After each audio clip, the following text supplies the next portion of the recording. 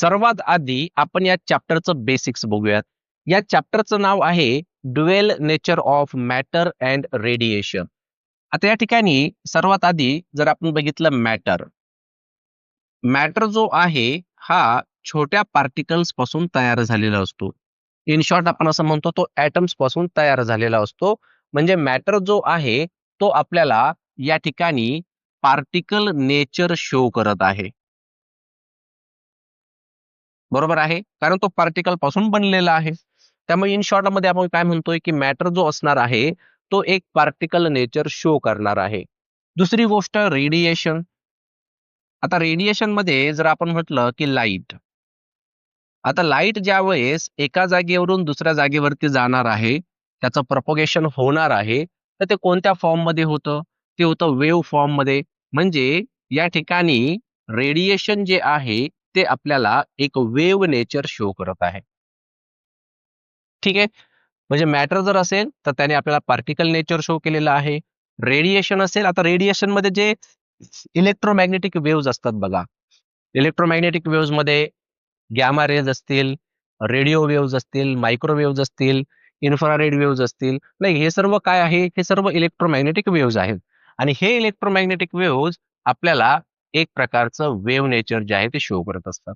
म्हणजे रेडिएशन मध्ये wave nature, matter मध्ये पार्टिकल नेचर. क्लिअर आहे?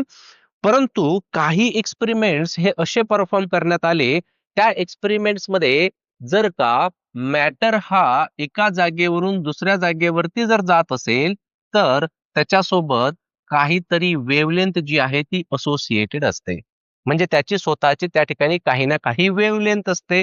आणि जर त्या ठिकाणी त्याची स्वतःची काही ना काही वेवलेंथ जर असेल तर याचा अर्थ त्या ठिकाणी या मॅटरने एक वेव्ह नेचर जे आहे ते शो केलेलं आहे. असे काही एक्सपेरिमेंट्स परफॉर्म करण्यात आले, ज्यामध्ये लक्षात आलं की हा मॅटर जो आहे हा वेव्ह नेचर देखील शो करतो. तशाच पद्धतीने ह्या रेडिएशन मध्ये सुद्धा ज्यावेळेस वेव्ह प्रोपोगेट होत असेल तर त्याने त्या ठिकाणी पार्टिकलचं नेचर जे आहे ते आपल्याला शो केलं. म्हणजे मॅटर आणि रेडिएशन हे दोन्ही सुद्धा पार्टिकल आणि वेव्ह नेचर ह्या दोन्ही नेचरला ते रिप्रेझेंट करतात. म्हणूनच या चॅप्टरचं जे नाव आहे ते आहे dual, dual nature of matter and radiation. म्हणजे दोघांचेही दोन नेचर आहेत. मग कोणते नेचर आहेत? एक आहे पार्टिकल नेचर आणि सेकंड आहे वेव्ह नेचर. अजून एक बेसिक कॉन्सेप्ट आहे बघा, ज्याला आपण म्हणतो फ्री इलेक्ट्रॉन्स. आता हे सर्व बेसिक कॉन्सेप्ट व्यवस्थितपणे समजून घ्या. म्हणजे ज्यावेळेस आपण कॉन्सेप्ट सुरू करू तर तुम्हाला सर्व गोष्टी ज्या आहेत ते अतिशय व्यवस्थितपणे समजतील. ठीक आहे. आता फ्री इलेक्ट्रॉन्स कशाला म्हणतो आपण नॉर्मली? जसं की एखादा ऍटम असेल. आता ऍटमचं स्ट्रक्चर हे सर्वांना माहिती असेल. समजा हा एक ऍटम आहे बघा. ऍटमच्या सेंटरला त्याचा न्यूक्लियस असणार आहे, ज्याच्यामध्ये न्यूट्रॉन आणि प्रोटॉन प्रेझेंट असतील. आणि हे जे ऑर्बिट्स आहेत ह्या ऑर्बिट्स मध्ये इलेक्ट्रॉन्स जे आहेत हे इलेक्ट्रॉन्स रिव्हॉल्व करणार आहेत. ठीक आहे. तर मी या ठिकाणी दोन ऑर्बिट शो करतो. तर इथे आहे, इथे कोणता चार्ज असणार आहे? इथे असणार आहे पॉझिटिव्ह चार्ज. बरोबर आहे. तिथे असणार आहे पॉझिटिव्ह चार्ज आणि या ऑर्बिट मध्ये निगेटिव्ह चार्ज म्हणजे इलेक्ट्रॉन्स जे आहेत ते रिव्हॉल्व करणार आहेत. आता या ठिकाणी जर आपण बघितलं तर हा आहे निगेटिव्ह चार्ज, हा आहे पॉझिटिव्ह चार्ज. म्हणजे या दोघांमध्ये एक प्रकारचा फोर्स ऑफ अट्रॅक्शन प्रेझेंट असतो. बरोबर आहे. म्हणजे हा इलेक्ट्रॉन, आता इलेक्ट्रॉनची एनर्जी ही निगेटिव्ह असते. ज्यावेळेस तो असा रिव्हॉल्व करतो ना त्याची एनर्जी कशी असते? टोटल एनर्जी ही निगेटिव्ह असते. हे आपण ऍटम्स आणि न्यूक्लिय मध्ये बघणार आहोत. परंतु याची एनर्जी निगेटिव्ह असल्या कारणाने हा या न्यूक्लियसला कधीच स्वतःहून सोडू शकत नाही. त्याला फिरावंच लागतं त्या न्यूक्लियसच्या सराउंडिंग मध्ये. मग आता हा जो इलेक्ट्रॉन आहे, हा इलेक्ट्रॉन जर आपण बघितलं या न्यूक्लियस पासून त्याचं काही ना काही डिस्टन्स आहे. मग ह्या जर ऑर्बिट वाढत गेल्या, ह्या जर ऑर्बिट्स वाढत गेल्या तर इलेक्ट्रॉन जो आहे तो या न्यूक्लियस पासून दूर चालला. म्हणजे या पॉझिटिव्ह चार्ज पासून तो कसा चालला? लांब लांब चालला. त्यामुळे त्या न्यूक्लियस सोबत त्याची जी बाइंडिंग असते ती बाइंडिंग कमी कमी होत जाते. येते का लक्षात? याची बाइंडिंग काय होत जाणार आहे, जसा जसा इलेक्ट्रॉन दूर जाणार आहे तशी त्याची या न्यूक्लियस सोबत असणारी जी बाइंडिंग आहे ती बाइंडिंग कमी होत चालली. मग त्या इलेक्ट्रॉनला त्या ठिकाणी जर थोडी जरी एनर्जी मिळाली, ह्या इलेक्ट्रॉनला बाहेरून जर थोड्याफार प्रमाणामध्ये जर एनर्जी मिळाली, तर हा इलेक्ट्रॉन या ऑर्बिटला सोडून बाहेर निघून जातो. आणि मग असे हे जे इलेक्ट्रॉन्स असतात, ह्या इलेक्ट्रॉन्सलाच आपण फ्री इलेक्ट्रॉन्स असं म्हणतो. आलं का लक्षात? परंतु आता या ठिकाणी होतं काय, जर एखादा कंपोनंट जर आपण घेतला, समजा एखादा समजा ही एक मेटल प्लेट आहे. आता यामध्ये सुद्धा काय असणार आहेत, ऍटम्स असणार आहेत ज्याच्यापासून ही तयार होणार आहे. मग समजा या ठिकाणावरून एक इलेक्ट्रॉन बाहेर निघाला, इथून एखादा इलेक्ट्रॉन बाहेर निघाला, इथून एखादा इलेक्ट्रॉन बाहेर निघाला. थोडीफार एनर्जी मिळाली आणि त्या ऑर्बिट मधून तो बाहेर निघाला. बरं, आता जिथून तो बाहेर निघतो तिथे कोणता चार्ज असतो मग? तिथे असतो पॉझिटिव्ह चार्ज. बरोबर आहे? इथे सुद्धा पॉझिटिव्ह असेल, इथे सुद्धा पॉझिटिव्ह असेल. म्हणजे तो इलेक्ट्रॉन फ्री जरी झालेला असेल तरी सुद्धा तो इलेक्ट्रॉन याच्या आतमध्येच फिरत राहणार. तो बाहेर जात नाही. आणि जर मी विचारलं की टोटल चार्ज किती आहे सांगा, तुम्ही म्हणणार सर 0. कारण जेवढे पॉझिटिव्ह आहेत, जेवढे या ठिकाणी पॉझिटिव्ह असणार आहेत तेवढेच निगेटिव्ह असणार आहेत. बरोबर आहे? म्हणजे टोटल चार्ज किती झाला?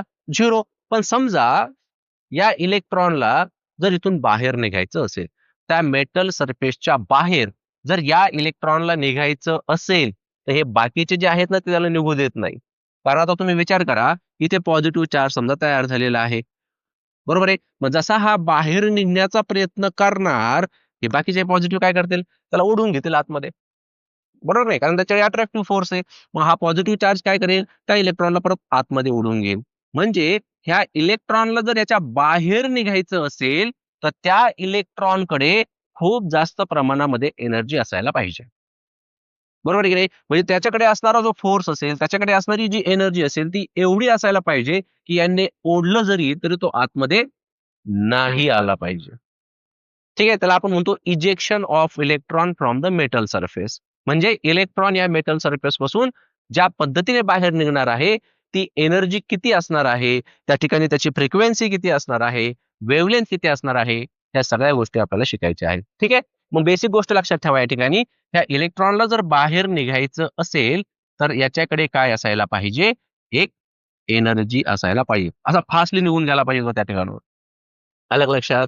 मग आता हे जे आपण आता बघितलं की फ्रिक्वेन्सी, इंटेन्सिटी, वेव्हलेंथ हा काय प्रकार आहे, तो आपण या ठिकाणी समजून घेऊयात.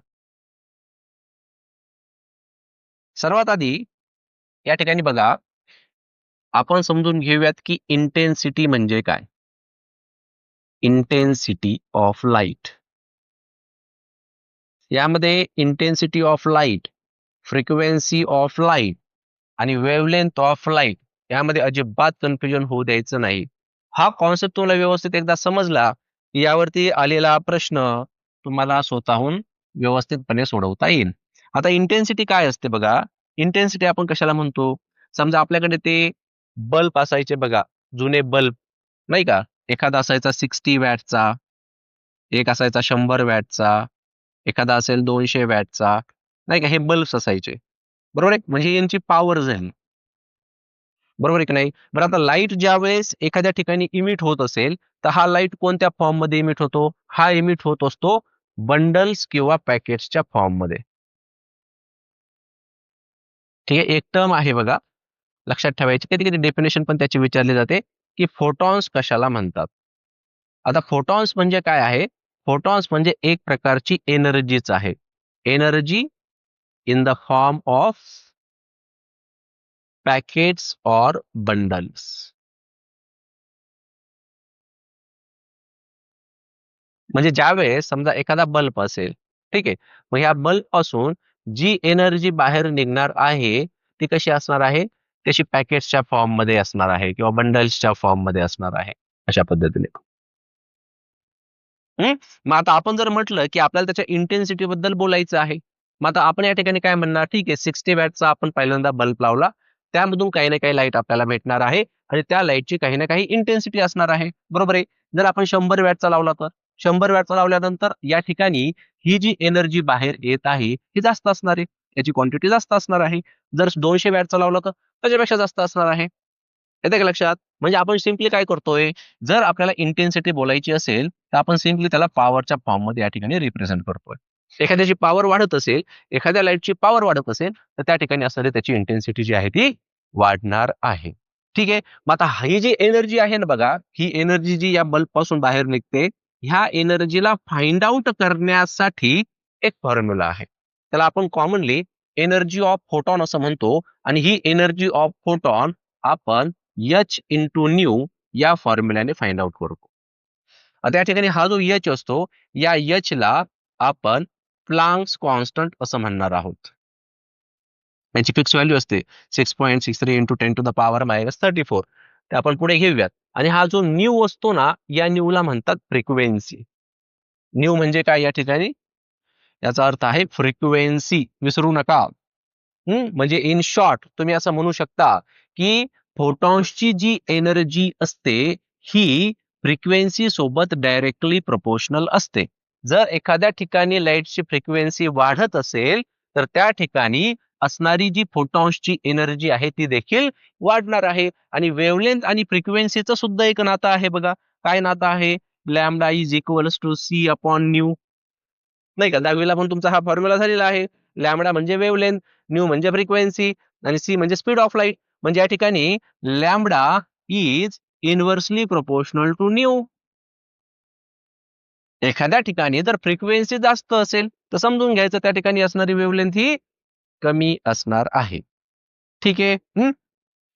मग आता इंटेन्सिटी वाढवल्यानंतर काय वाढणार आहे किंवा कुठला फॅक्टर कमी होणार आहे? फ्रिक्वेन्सी वाढवल्याने काय वाढणार आहे? काय कमी होणार आहे? कोणत्या गोष्टीवरती कोणत्या गोष्टी डिपेंडंट आहेत? या सर्व गोष्टींचा अभ्यास आपल्याला या चॅप्टर मध्ये करायचा आहे. ठीक आहे. तर हे बेसिक सर्वांच्या लक्षात आलं असेल. काही अडचण असेल तर कमेंट मध्ये नक्की टाका. तर सुरुवात करूयात आपण तुमच्या आता सिलेबस. जो फर्स्ट कॉन्सेप्ट आहे बघा, तो आहे फोटो इलेक्ट्रिक इफेक्ट. आता या चॅप्टर मधला हा सर्वात महत्वाचा पार्ट आहे. यावरती काही प्रश्न विचारण्यात आलेले आहे पेपरला, जसे की डायग्राम असेल, आइन्स्टाईन फोटो इलेक्ट्रिक इक्वेशन काय आहे, या डेफिनेशन्स विचारल्या जातील, stopping potential, photo electric work function किंवा थ्रेशोल्ड फ्रिक्वेन्सी कशाला म्हणतात, एक्सपेरिमेंटल सेटअप जो आहे त्याचे जे ऑब्झर्वेशन्स आहेत ते तुम्हाला विचारले जातील आणि कॅरेक्टरिस्टिक सुद्धा विचारले जातील. ठीक आहे. तर समजून घेऊयात आपण फोटो इलेक्ट्रिक इफेक्ट काय असतो. बघा, सर्वात आधी या फोटो इलेक्ट्रिक मध्ये ही जी डायग्राम आहे ही तुम्हाला ड्रॉ करावी लागेल. तर हा सिलेंड्रिकल पोर्शन तुम्हाला या फिगर मध्ये जो पाहायला भेटत आहे ही एक ग्लास ट्यूब आहे. ट्यूब मध्ये कुठल्याही प्रकारचं मीडियम प्रेझेंट नाहीये, म्हणजे व्हॅक्यूम आहे. जी काही हवा वगैरे असेल ती आपण त्या ठिकाणावरून रिमूव्ह केलेली आहे. त्यानंतर हा जो ई दिसतो याला आपण इमिटर प्लेट असं म्हणतो. ही जी इमिटर प्लेट असते ही फोटो सेन्सिटिव्ह असते. आता फोटो सेन्सिटिव्हचा अर्थ काय होतो, की जर या इमिटर प्लेट वरती लाईट इन्सिडेंट होत असेल तर हा इमिटर प्लेट त्यामधून इलेक्ट्रॉनला इमिट करतो. म्हणजे इलेक्ट्रॉन यामधून बाहेर निघतात. तर ही एक पद्धत आहे, ही एक मेथड आहे. जसं आपण सुरुवातीला बघितलं की emission of electrons from the metal surface. तर त्याला काय असतं, त्याला गरज असते कशाची? एका एनर्जीची. मग ती एनर्जी मिळाल्यानंतर इलेक्ट्रॉन या इमिटर प्लेट मधून बाहेर निघतात. त्यामुळे या प्लेटला आपण फोटो सेन्सिटिव्ह प्लेट असं म्हणतो. दुसरी जी प्लेट आहे बघा ती आहे कलेक्टर प्लेट. म्हणजे याच्यामधून जे काही इलेक्ट्रॉन बाहेर निघणार आहे त्यानंतर ते या कलेक्टर प्लेट वरती कलेक्ट करणार आहे. म्हणजे जे काही कलेक्ट होणार आहे त्याला आपण कलेक्टर प्लेट असं म्हणणार आहोत.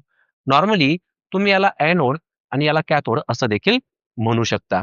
त्यानंतर या ठिकाणी ह्या ज्या दोन्ही प्लेट्स आहेत बघा, या ठिकाणी आपण एक सर्किट या ठिकाणी कनेक्ट केलेला आहे. ज्याच्यामध्ये आपण एक ॲमीटर कनेक्ट केलेला आहे जो की करंटला मेजर करेल. एक व्होल्टमीटर आहे जो व्होल्टेज त्या ठिकाणी दिला जाईल त्या व्होल्टेजला मेजर करण्याचा तो काम करणार आहे. त्यानंतर या ठिकाणी एक व्हेरिएबल पोटेन्शियल सोर्स सुद्धा लावलेला आहे. जर आपल्याला व्होल्टेज कमी जास्त करायचं असेल तर त्या ठिकाणी हा सोर्स जो आहे, ही लाईन दिसते तुम्हाला अशी क्रॉस, हा एरो, तो त्या ठिकाणी तो इंडिकेट करत असतो की हा व्हॅरी होऊ शकतो, हा व्हेरिएबल आहे. ठीक आहे. तर हा आहे बघा तुमचा पूर्ण एक्सपेरिमेंटल सेटअप.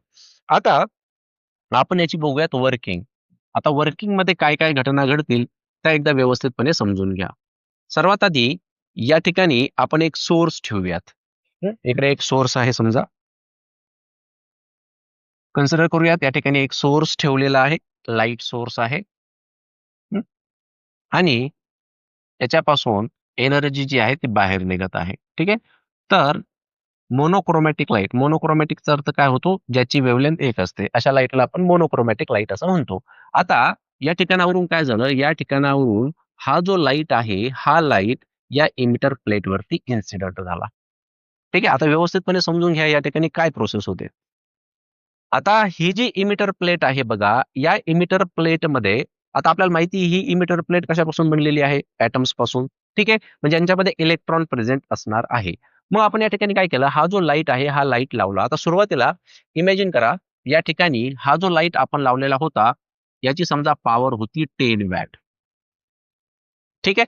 10 वॅटचा आपण बल्ब लावला. हे जे फोटॉन्स आहेत, आता नॉर्मल याला आपण काय म्हणायचं? फोटॉन्स. मग हे फोटॉन्स जे आहेत, हे फोटॉन्स आता या इमिटर प्लेटवरती इन्सिडेंट होणार आणि यांच्याकडे असणारी जी एनर्जी आहे, ती येथे असणाऱ्या इलेक्ट्रॉनला भेटणार. बरोबर आहे? म्हणजे देणारा कोण आहे? फोटॉन. घेणारा कोण आहे? इलेक्ट्रॉन. या फोटॉन्सने त्या इलेक्ट्रॉनला एनर्जी दिली. परंतु ते इलेक्ट्रॉन त्या प्लेटच्या बाहेर निघू शकले नाही. कारण त्यांना ज्या एनर्जीची गरज होती, त्या एनर्जीपेक्षा जी त्यांना एनर्जी सध्या भेटत आहे, ती कमी आहे. समजतंय? सध्या एनर्जी कशी आहे या फोटॉन्सकडे?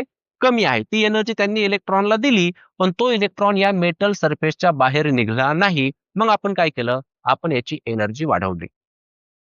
ठीक आहे. आता हे जे फोटॉन्स होत होते, येत होते, त्या फोटॉन्सची आपण काय केली? एनर्जी वाढवली. आता एनर्जी वाढवली म्हणजे आपण असं म्हणूया त्या ठिकाणी, या फोटॉन्सची आपण फ्रिक्वेन्सी वाढवली. काय वाढवतोय आपण त्याची आता? फ्रिक्वेन्सी वाढवतोय. आता हळू-हळू जशी-जशी याची फ्रिक्वेन्सी वाढत जाईल, ह्या इलेक्ट्रॉनला मिळणारी जी एनर्जी आहे, ही एनर्जी सुद्धा वाढत जाईल. ठीक आहे. मग एक पॉइंट असा येतो, की या ठिकाणी असणारा जो इलेक्ट्रॉन आहे, याला एवढ्या प्रमाणात एनर्जी भेटते, की त्या एनर्जीने तो या मेटल सरफेसच्या बाहेर निघतो. ठीक आहे. सर्वात कमी एनर्जी, त्या एनर्जीला हा इलेक्ट्रॉन या मेटल सरफेसच्या बाहेर निघाला. ती एनर्जी जी असते, त्या एनर्जीला या ठिकाणी आपण वर्क फंक्शन असं म्हणत असतो. काय म्हणायचं त्याला? वर्क फंक्शन आणि ज्याला आपण फाय नॉटने रिप्रेझेंट करणार आहोत. So five naught is the work function. लक्षात आलं? सो वर्क फंक्शन काय आहे? The minimum energy at which the electron emits from this metal surface. Clear आहे का? लक्षात येतंय? त्याला काय म्हणायचं आपण? वर्क फंक्शन असं म्हणायचं. आता व्यवस्थितपणे लक्षात घ्या, या ठिकाणी ज्यावेळेस हा फोटॉन या मेटल प्लेटवरती इन्सिडेंट होत होता, त्यावेळेस त्या ठिकाणी त्याची काही ना काही फ्रिक्वेन्सी आहे. म्हणजे एका पर्टिक्युलर फ्रिक्वेन्सी वरती इलेक्ट्रॉन जो आहे तो यावरून या प्लेटमधून बाहेर येणार आहे. तर ज्या फ्रिक्वेन्सीला तो त्या ठिकाणी बाहेर येतो, त्या फ्रिक्वेन्सीला थ्रेशहोल्ड फ्रिक्वेन्सी तसं म्हणायचं. काय म्हणणार आहोत आपण त्याला? थ्रेशहोल्ड फ्रिक्वेन्सी म्हणजे the minimum frequency at which electron just emits from this metal surface. ह्या मेटल सरफेस मधून जस्ट तो बाहेर निघतो, त्या फ्रिक्वेन्सीला आपण कोणती फ्रिक्वेन्सी म्हणायचं? थ्रेशहोल्ड फ्रिक्वेन्सी असं म्हणायचं. येतं का लक्षात?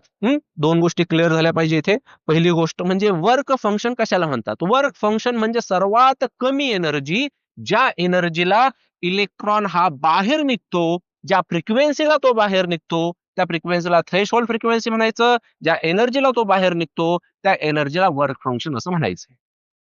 ठीक आहे. आता आता या थ्रेशहोल्ड फ्रिक्वेन्सी सोबत जी करस्पॉन्डिंग वेव्हलेंथ असणार आहे, त्या वेव्हलेंथला थ्रेशहोल्ड वेव्हलेंथ असं म्हणणार आहोत. So that is called threshold wavelength. ठीक आहे. माझा फ्रिक्वेन्सी आणि वेव्हलेंथचं काही ना काही रिलेशन आहे. ही जी थ्रेशहोल्ड फ्रिक्वेन्सी आहे, याला आपण इथे न्यू नॉटने रिप्रेझेंट करणार आहोत आणि जी थ्रेशहोल्ड वेव्हलेंथ असणार आहे, याला आपण लॅम्बडा नॉटने रिप्रेझेंट करणार आहोत. तर सिंपली आपण या ठिकाणी असं म्हणू शकतो, की nu not is equals to C upon lambda not.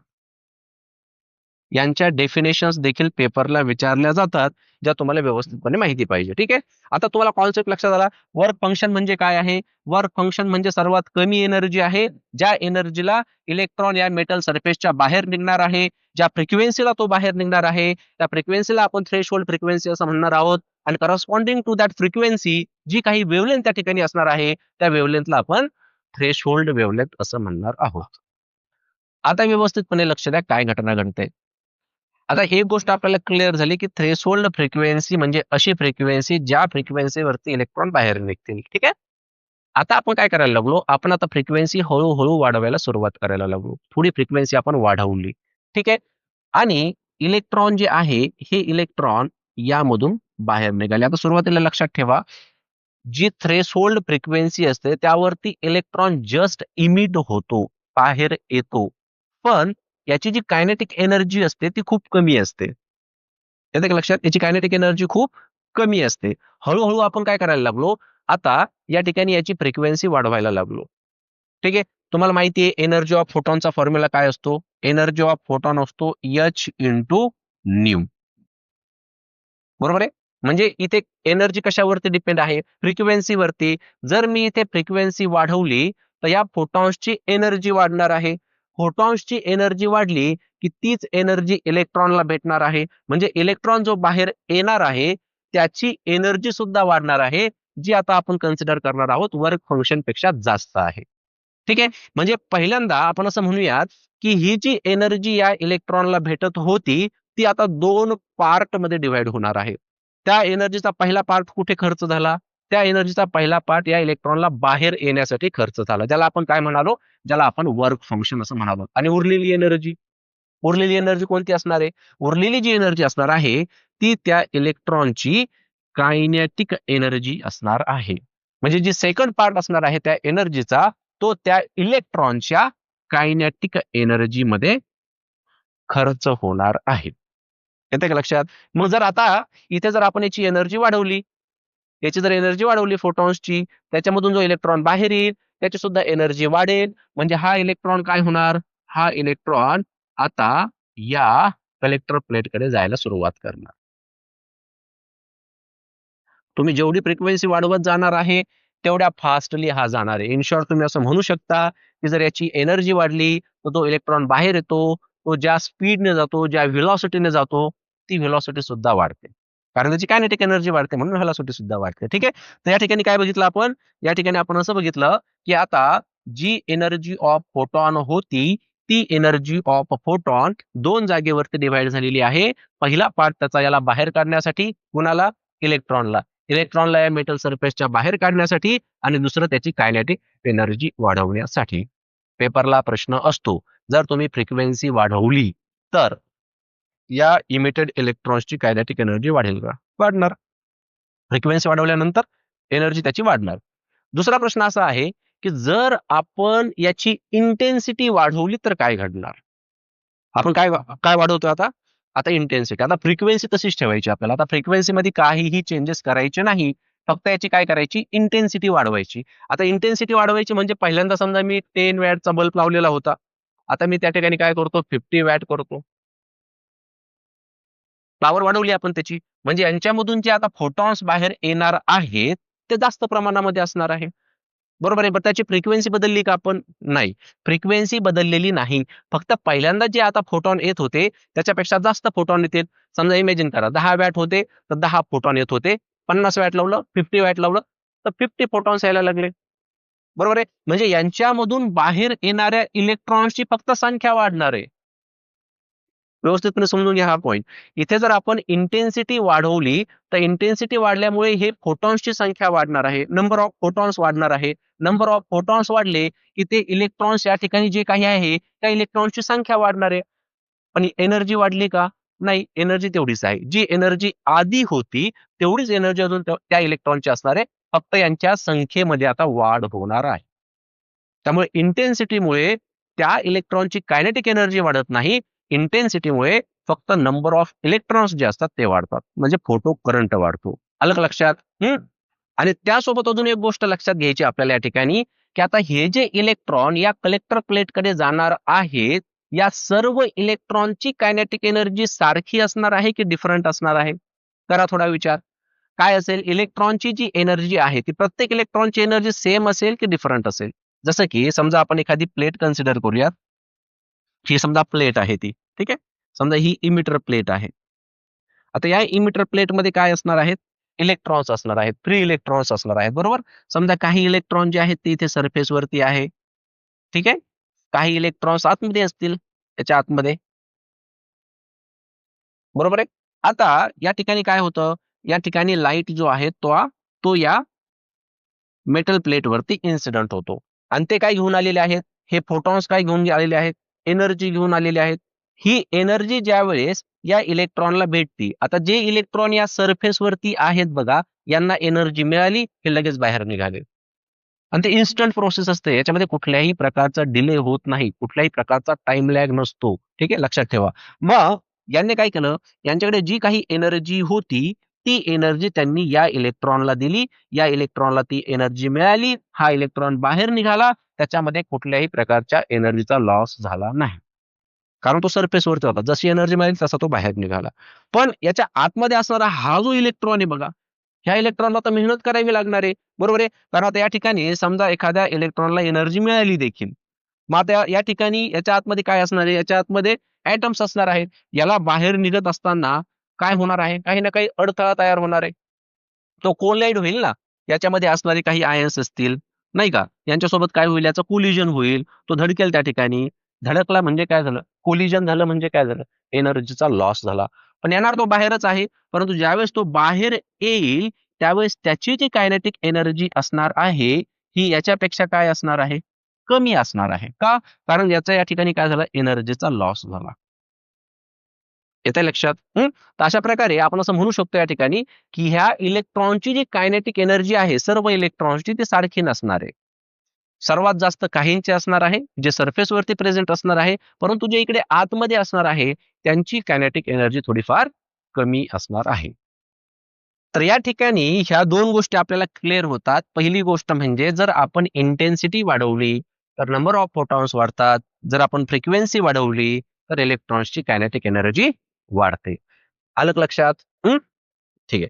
आता आपण याचे ऑब्झर्वेशन्स जे आहेत, ते या ठिकाणी मेन्शन करूयात. ऑब्झर्वेशन आपण असं म्हणू शकतो या ठिकाणी, की आता हा जो फोटो करंट आहे, हा कुणावरती डिपेंड आहे? हा इंटेन्सिटीवरती डिपेंड आहे. पहिल्यांदा आपण 10 वॅट लावलं, मग 50 वॅट. जर मी 100 वॅट केलं, तर याच्यामधून बाहेर निघणाऱ्या इलेक्ट्रॉनची संख्या वाढणार आहे. त्यामुळे या ठिकाणी आपण असं म्हणूयात, काय म्हणणार आपण या ठिकाणी? जर आपण या ठिकाणी इंटेन्सिटी जर वाढवली, तर जो फोटो करंट आहे, तो देखील वाढणार आहे. जर तुम्ही इंटेन्सिटी कमी केली, तर त्या ठिकाणी फोटो इलेक्ट्रॉनची संख्या कमी होणार आहे. दुसरं ऑब्झर्वेशन आपण काय म्हणणार आहे? इलेक्ट्रॉनला बाहेर निघण्यासाठी कमीत कमी एका फ्रिक्वेन्सीची गरज असते. त्या फ्रिक्वेन्सीला तुम्ही कोणती फ्रिक्वेन्सी म्हणणार? थ्रेशहोल्ड फ्रिक्वेन्सी असं म्हणणार. इलेक्ट्रॉनला बाहेर निघण्यासाठी इंटेन्सिटीची गरज आहे का? सांगा बरं. इलेक्ट्रॉनला बाहेर निघण्यासाठी इंटेन्सिटीची गरज आहे का? जर तुम्ही इंटेन्सिटी वाढवली, तर त्याची एनर्जी वाढणार आहे का या इलेक्ट्रॉनची? नाही. त्याच्यामुळे ही गोष्ट लक्षात ठेवायची, की या ठिकाणी हा जो इलेक्ट्रॉन बाहेर निघतो, तो फक्त फ्रिक्वेन्सीवरती डिपेंड असतो. तो त्याच्या इंटेन्सिटीवरती डिपेंड राहत नाही. ठीक आहे? अजून तिसरं काय म्हणू शकतो आपण, थर्ड फॅक्टर, थर्ड ऑब्झर्वेशन काय आहे तुमचं? त्याला आपण एक टर्म म्हणालोय बघा, वर्क फंक्शन. बरोबर की नाही? वर्क फंक्शन म्हणजे काय? The minimum amount of energy required an electron to emit from the metal surface. या मेटल सरफेस पासून बाहेर निघण्यासाठी त्या इलेक्ट्रॉनला ज्या मिनिमम एनर्जीची गरज असते, त्याला आपण काय म्हणायचं? त्याला आपण म्हणायचं वर्क फंक्शन. ठीक आहे. आता तिसरी गोष्ट आपण चौथं ऑब्झर्वेशन आपण काय सांगू शकतो? No time lag. काही टाइम लॅग आहे का? असं काही डिले होत नाही बरं याच्यामध्ये. असं नाहीये, आता हा आला, मग त्याने इलेक्ट्रॉनला एनर्जी दिली. मग एनर्जी देताना त्याने काहीतरी वेळ घेतला. मग त्या इलेक्ट्रॉनने एनर्जी घेतल्यानंतर तो थांबला. मग त्याला पूर्ण एनर्जी मिळाली आणि मग तो बाहेर निघाला, असं होत नाही. ठीक आहे. हा वेळ जो असतो हा खूप नॅनो सेकंद मध्ये असतो. म्हणजे आपण म्हटलं ना, हा 10⁻⁹ सेकंद याच्या आतमध्येच ही प्रोसेस होत असते. ठीक आहे. म्हणजे कुठल्याही प्रकारचा त्या ठिकाणी टाइम लॅग नसतो. हे पण याचं एक इम्पॉर्टंट ऑब्झर्वेशन आहे. त्यानंतर 5वं ऑब्झर्वेशन आपण काय म्हणू शकतो? आता या ठिकाणी आपण अ, असं म्हणालो, की जर आपण फ्रिक्वेन्सी वाढवली, आता ही फ्रिक्वेन्सी जी आहे, ही फ्रिक्वेन्सी थ्रेशोल्ड फ्रिक्वेन्सीपेक्षा जास्त आहे. हे इमॅजिन करा आता, ठीक आहे. फ्रिक्वेन्सी ही थ्रेशोल्ड फ्रिक्वेन्सीपेक्षा जास्त आहे आणि आता आपण फ्रिक्वेन्सी वाढवायला सुरुवात केली. मग फ्रिक्वेन्सी जर आपण वाढवली तर जी कायनेटिक एनर्जी आहे ती सुद्धा काय होणार आहे? वाढणार आहे. बरोबर आहे. हे 5वं ऑब्झर्वेशन आपण म्हणू शकतो. मग इंटेन्सिटी वाढल्याने काय वाढलं? फोटो करंट वाढला आणि फ्रिक्वेन्सी वाढल्याने काय वाढलं? कायनेटिक एनर्जी वाढली. अजून काय ऑब्झर्वेशन घेता येईल आपल्याला? करा विचार. जर आता आपण या ठिकाणी पोटेन्शियल जर आपण व्हॅरी केलं, तर या ठिकाणी काय घडेल? हा कॉन्सेप्ट जो तो व्यवस्थितपणे समजून घ्या. डायग्राममध्ये हा व्हेरिएबल पोटेन्शियल सोर्स आहे. याचा अर्थ काय झाला, की पोटेन्शियल आपण व्हॅरी करू शकतो. सुरुवातीला आपल्याला काय करायचं आहे? सुरुवातीला आपल्याला या बॅटरीचा, या पोटेन्शियलचा जो पॉझिटिव्ह टर्मिनल आहे, तो या कलेक्टर प्लेटला कनेक्ट करायचा आहे. आणि बॅटरीचा जो निगेटिव्ह टर्मिनल आहे, तो या इमिटर प्लेटला कनेक्ट करायचा आहे. ठीक आहे? ज्यावेळेस आपण हे जे पोटेन्शियल आहे, हे 0 ठेवू, त्यावेळेस या सर्किटमधून करंट फ्लो होईल का? 100% होणार आहे. का बरं? कारण हे फोटॉन्स या इमिटर प्लेटवरती इन्सिडेंट होत होते. त्याच्यामुळे इलेक्ट्रॉन जे आहे त्या ठिकाणी फ्लो व्हायचे आणि हेच इलेक्ट्रॉन्स या सर्किटमध्ये येत होते. त्यामुळे या ठिकाणी तुम्ही पोटेन्शियल व्हॅरी जरी केलं नसेल, तरी सुद्धा त्या सर्किटमध्ये काही ना काही करंट जो आहे तो प्रेझेंट असणार आहे. आता काय करायचं आहे बघा. आता आपल्याला या कलेक्टर प्लेटचं पोटेन्शियल हळू-हळू वाढवायचं आहे. ठीक आहे. आता हे इलेक्ट्रॉन्स जे आहेत हे इमिटर प्लेटकडून कलेक्टर प्लेटकडे जात आहेत आणि तुम्ही या कलेक्टर प्लेटचं जे पॉझिटिव्ह पोटेन्शियल आहे ते वाढवत आहात. आता या ठिकाणी बघितलं तर इलेक्ट्रॉन हा निगेटिव्ह चार्ज आहे, हा पॉझिटिव्ह चार्ज आहे. जसं फॉर एक्झाम्पल आपण या ठिकाणी 50 वॅट घेतलं ना, असं कन्सिडर करा की 50 वॅटसाठी यामधून 50 इलेक्ट्रॉन्स जे आहेत ते बाहेर निघाले. त्यापैकी 30 इलेक्ट्रॉन जे आहे ते कलेक्टर प्लेट पर्यंत गेले, कारण ते याच्या सरफेसवरती होते. त्यामुळे सरफेसवरती त्यांना एनर्जी मिळाली, ते लगेच बाहेर निघाले आणि मॅक्झिमम कायनेटिक एनर्जीने ते त्या कलेक्टर प्लेटकडे गेले. त्यापैकी 10 जे आहेत त्यांची स्पीड थोडीशी कमी होती. त्यांच्यामध्ये असणारी एनर्जी जी होती थोडी कमी होती, कारण ते थोडेसे आतमध्ये प्रेझेंट होते आणि उरलेले 10 मध्येच जाऊन थांबले. त्यांच्याकडे एनर्जीच नाही की ज्या एनर्जीने त्या कलेक्टर प्लेटकडे जातील. येतं का लक्षात? आता काय होईल बघा. आता या कलेक्टर प्लेटचं जसं-जसं आपण पॉझिटिव्ह पोटेन्शियल वाढवत जाऊ, तसं-तसं हा काय करणार आहे? हा आहे पॉझिटिव्ह, हा आहे निगेटिव्ह. म्हणजे तो त्या इलेक्ट्रॉनला स्वतःकडे काय करेल? अट्रॅक्ट करेल. बरोबर की नाही? हा काय करणार आहे? त्यांना अट्रॅक्ट करणार आहे. जसं-जसं हे पोटेन्शियल जे आहे ते वाढत जाईल, तशी-तशी त्याची कॅपॅसिटी वाढत जाणार आहे त्या निगेटिव्ह चार्जला अट्रॅक्ट करण्याची. म्हणजे इलेक्ट्रॉनला अट्रॅक्ट करण्याची. म्हणजे एक पॉइंट असा येणार आहे, त्या पॉइंटवरती हे जे 10 इलेक्ट्रॉन एका जागेवरती थांबलेले होते, हे जे 10 इलेक्ट्रॉन एका जागेवरती थांबलेले होते, ते इलेक्ट्रॉन देखील या ठिकाणी अट्रॅक्ट होणार आहे. बरोबर आहे? म्हणजे आता हे 50च्या 50 इलेक्ट्रॉन्स कुठे गेलेले आहेत? हे गेलेले आहेत त्या कलेक्टर प्लेटवरती. बरोबर आहे? आता इथे किती इलेक्ट्रॉन प्रेझेंट आहे? आता आहे का कोणता इलेक्ट्रॉन प्रेझेंट? नाही. आता यामध्ये कुठलाही इलेक्ट्रॉन प्रेझेंट नाहीये. सर्व इलेक्ट्रॉन्स या ठिकाणी आलेले आहेत. मग जर तुम्ही आता यानंतर जर पोटेन्शियल वाढवलं, तर या सर्किटमध्ये करंट वाढेल का? वाढूच शकत नाही. का नाही वाढणार? कारण यामधले असणारे सर्व इलेक्ट्रॉन्स ऑलरेडी कलेक्टर प्लेटवरती जमा झालेले आहेत. मग तुम्ही या ठिकाणी पोटेन्शियल वाढवलं जरी, तरी तो अट्रॅक्ट करणार कुणाला? 50 इलेक्ट्रॉन जे होते ते तर त्याने अट्रॅक्ट करून घेतले आधीच. म्हणून या ठिकाणी मॅक्सिमम व्हॅल्यू ऑफ करंट जी आहे ती तुम्हाला भेटलेली आहे. म्हणजे त्या पॉइंट नंतर जर तुम्ही या कलेक्टर प्लेटचं पोटेन्शियल वाढवलं जरी, तरी सुद्धा करंटची व्हॅल्यू वाढणार नाही. म्हणून त्या करंटला आपण कोणता करंट म्हणतो? त्या करंटला म्हटलं जातं सॅच्युरेशन करंट. आणि याला आपण आय नॉटने रिप्रेझेंट करणार आहोत. सॅच्युरेशन लक्षात येतंय का? Saturation current. समजा एखादी पाण्याची बकेट असेल आणि ती तुम्ही पाण्याने भरताय. आता ती बकेट पाण्याने पूर्ण भरून झाली, तरी सुद्धा तुम्ही त्याच्यामध्ये पाणी टाकतच चाललेत. आता तुम्ही त्यानंतर जे पाणी टाकणार आहात, त्याचा काही उपयोग आहे का? त्याने बादली भरणार आहे का? नाही, ते वेस्ट चाललेलं आहे. त्याच पद्धतीने जिथे तुम्ही आता पोटेन्शियल वाढवलं जरी, तरी सुद्धा तो इलेक्ट्रॉनला ओढू शकत नाही, कारण इलेक्ट्रॉन नाहीच त्याच्यामध्ये. त्यामुळे एका पर्टिक्युलर पोटेन्शियलला तुम्हाला जी मॅक्सिमम व्हॅल्यू ऑफ करंट भेटत असते, त्या मॅक्सिमम व्हॅल्यू ऑफ करंटलाच आपण सॅच्युरेशन करंट असं म्हणत असतो. म्हणजे लिमिट संपली. आता याच्या पुढे करंटची किंमत वाढू शकणार नाही. आलं का लक्षात? हा इम्पॉर्टंट कॉन्सेप्ट लक्षात ठेवा. आता एक्झॅक्टली आपल्याला याच्या उलट करायचे, रिव्हर्स कंडिशन मध्ये टाकायचे आहेत. हा काय होता बघा सुरुवातीला, याचा जो पॉझिटिव्ह टर्मिनल होता तो बॅटरीच्या पॉझिटिव्ह टर्मिनलला कनेक्टेड होता. आता उलट करूयात कनेक्शन आपण. ठीक आहे, म्हणजे आता ही जी इमिटर प्लेट आहे ती पॉझिटिव्हला कनेक्ट करायची आहे. ठीक आहे, आणि या ठिकाणी जी कलेक्टर प्लेट आहे ती निगेटिव्हला कनेक्ट करायची आहेत. आता काय होईल?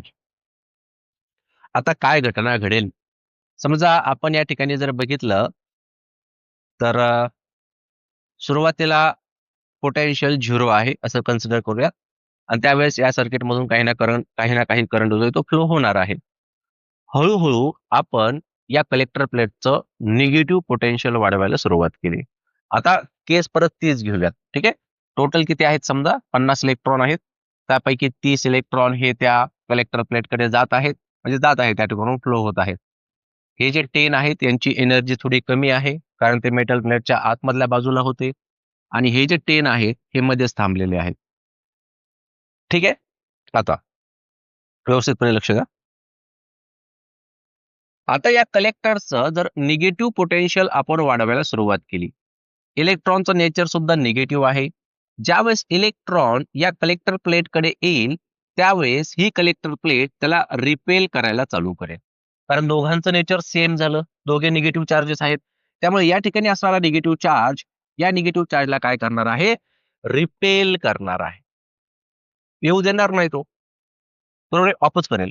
ठीक आहे, मग आता त्याने याला इकडे ते येऊ दिलं नाही, मग हळूहळू काय करायला लागलो आपण? त्याचं पोटेन्शियल वाढवायला लागलो. आता जे थांबलेले होते बिचारे ते तर थांबलेलेच आहे, त्यांचा काही विषय नाहीये. ठीक आहे, परंतु ज्यांची एनर्जी कमी होती ते तर त्यांची सुद्धा स्पीड काय होत जाणार? हळूहळू कमी होत जाणार, कमी होत जाणार, आणि एका पॉइंटला तेच देखील थांबणार. आणि उरलेले जे 30 होते, जसं आपण याचं पोटेन्शियल वाढवत जाणार आहोत, तर ते उरलेले 30 इलेक्ट्रॉन जे येत होते या प्लेटवरती ते सुद्धा आता थांबायला सुरुवात करत आहेत. म्हणजे एक पोटेन्शियल असं येणार आहे ज्या पोटेन्शियल वरती एकही इलेक्ट्रॉन या कलेक्टर प्लेट पर्यंत जाणार नाही. बरोबर आहे. म्हणजे हे कोणतं तरी पोटेन्शियल असं असणार आहे ज्या पोटेन्शियलला एकही इलेक्ट्रॉन या कलेक्टर प्लेट पर्यंत जाणार नाही. मग अशा केसमध्ये या सर्किटमध्ये किती करंट फ्लो होणार आहे? 0. कारण एकही इलेक्ट्रॉन जात नाहीये, म्हणून त्या ठिकाणी करंट किती झाला? करंट 0 झाला ना. करंटची किंमत किती झाली? 0. बरोबर आहे. मग ज्या पोटेन्शियलला या सर्किटमध्ये करंट हा 0 होतो, अशा पोटेन्शियलला आपण कट ऑफ पोटेन्शियल किंवा स्टॉपिंग पोटेन्शियल असं म्हणतो. जे PYQ आपण घेतले त्यात होतं ना स्टॉपिंग पोटेन्शियल. स्टॉपिंग पोटेन्शियल म्हणजे काय आहे? स्टॉपिंग पोटेन्शियल म्हणजे असं पोटेन्शियल ज्या पोटेन्शियलला या ठिकाणी हा करंट जो आहे तो 0 बनत असतो. आलं का लक्षात? तर अशा प्रकारे आपण ज्यावेळेस या एनोडचं पोटेन्शियल कमी किंवा जास्त करतो, तर ह्या गोष्टी या ठिकाणी आपल्या समोर येतात. एका पॉइंटला आपल्याला काय होतं? करंट जो आहे तो मॅक्झिमम भेटतो. एका पोटेन्शियलला करंट जो आहे तो मॅक्झिमम भेटतो. त्याला आपण सॅच्युरेशन करंट म्हणायचं. जर आपण कनेक्शन रिव्हर्स गेले तर करंट सर्किटमध्ये फ्लो होत नाही. ज्या पोटेन्शियलला तो फ्लो होणार नाही त्याला आपण कट ऑफ किंवा स्टॉपिंग पोटेन्शियल असं म्हणायचं. आलं लक्षात? याच्यामध्ये काही अडचण असेल तर ते तुम्ही कमेंटमध्ये टाका. आता या सर्व गोष्टींवरूनच याचे काही महत्वाचे ग्राफ्स जे आहेत ते तयार होतात बघा. जो फर्स्ट ग्राफ आहे तो या ठिकाणी आपण बघूयात. सुरुवातीला जर आपण बघितलं तर photo current versus intensity of light आहे. आपण जर सुरुवातीला बघितलं की जर इंटेन्सिटी आपण वाढवली, इंटेन्सिटी जर वाढवली म्हणजे पहिल्यांदा 10 वॅटचा बल्ब होता, आता आपण 100 वॅटचा लावला. मग त्यामुळे काय झालं? त्याच्यामुळे इलेक्ट्रॉन्स वाढले, नंबर ऑफ फोटॉन्स वाढणार आहेत, त्यामुळे नंबर ऑफ इलेक्ट्रॉन्स वाढणार आहेत. म्हणून फोटो करंट सुद्धा काय होतो? वाढतो. जशी इंटेन्सिटी वाढत जाणार आहे तसा हा फोटो करंट देखील वाढत जाणार आहे. त्यामुळे या ठिकाणी ग्राफ जो आहे तो अशा पद्धतीचा बनतो बघा. ही आहे बघा लाईन. ठीक आहे. मग तुम्ही या पॉइंटला कुठेही चेक करा. कुठेही चेक जर आपण केलं तर सुरुवातीला या ठिकाणी इंटेन्सिटी एवढी आहे, फोटो करंट एवढा आहे. ठीक आहे. आपण काय केलं नंतर? इंटेन्सिटी वाढवली, त्यामुळे फोटो करंट पण वाढला. इंटेन्सिटी परत वाढवली, एक वाढलं की दुसरा वाढत चाललेला आहे. ठीक आहे. तर अशा प्रकारचा हा ग्राफ या ठिकाणी तयार होतो. दुसरा ग्राफ जो आहे तो आहे फोटो करंट व्हर्सेस पोटेन्शियलचा. आता या ठिकाणी व्यवस्थितपणे समजून घ्या, या ठिकाणी काय होत आहे. इथे आपण काय करतोय, एका पर्टिक्युलर फ्रिक्वेन्सीवरती आपण लाईट जो आहे तो इन्सिडेंट करत आहोत. ठीक आहे. सुरुवातीला आपण जसं म्हणालो, की ज्यावेळेस आपण एनोडचं म्हणजे कलेक्टर प्लेटचं पॉझिटिव्ह पोटेन्शियल वाढवायला सुरुवात केली. ठीक आहे. त्याच्या आधी करंट फ्लो होत नव्हता का? म्हणजे ज्यावेळेस तुम्ही पोटेन्शियल वाढवत नव्हते, त्यावेळेस सर्किटमध्ये कोणता करंट फ्लो होत होता की नव्हता? होत होता. त्यावेळेस करंट फ्लो होत होता. इमॅजिन करूयात आपण, तो करंट जो आहे तो एवढा आहे. ठीक आहे. करंट काही ना काही थोड्याफार प्रमाणामध्ये फ्लो होणार आहे. पण जसं आपण पॉझिटिव्ह पोटेन्शियल वाढवत जाऊ, तर त्या पॉझिटिव्ह पोटेन्शियलला एका पॉइंटला करंट जो आहे, तो करंट वाढणार नाही. म्हणजे करंटची व्हॅल्यू काय झाली? फिक्स झाली, कॉन्स्टंट झाली. म्हणून असा जो करंट आहे, त्या करंटला आपण कोणता करंट म्हणतो?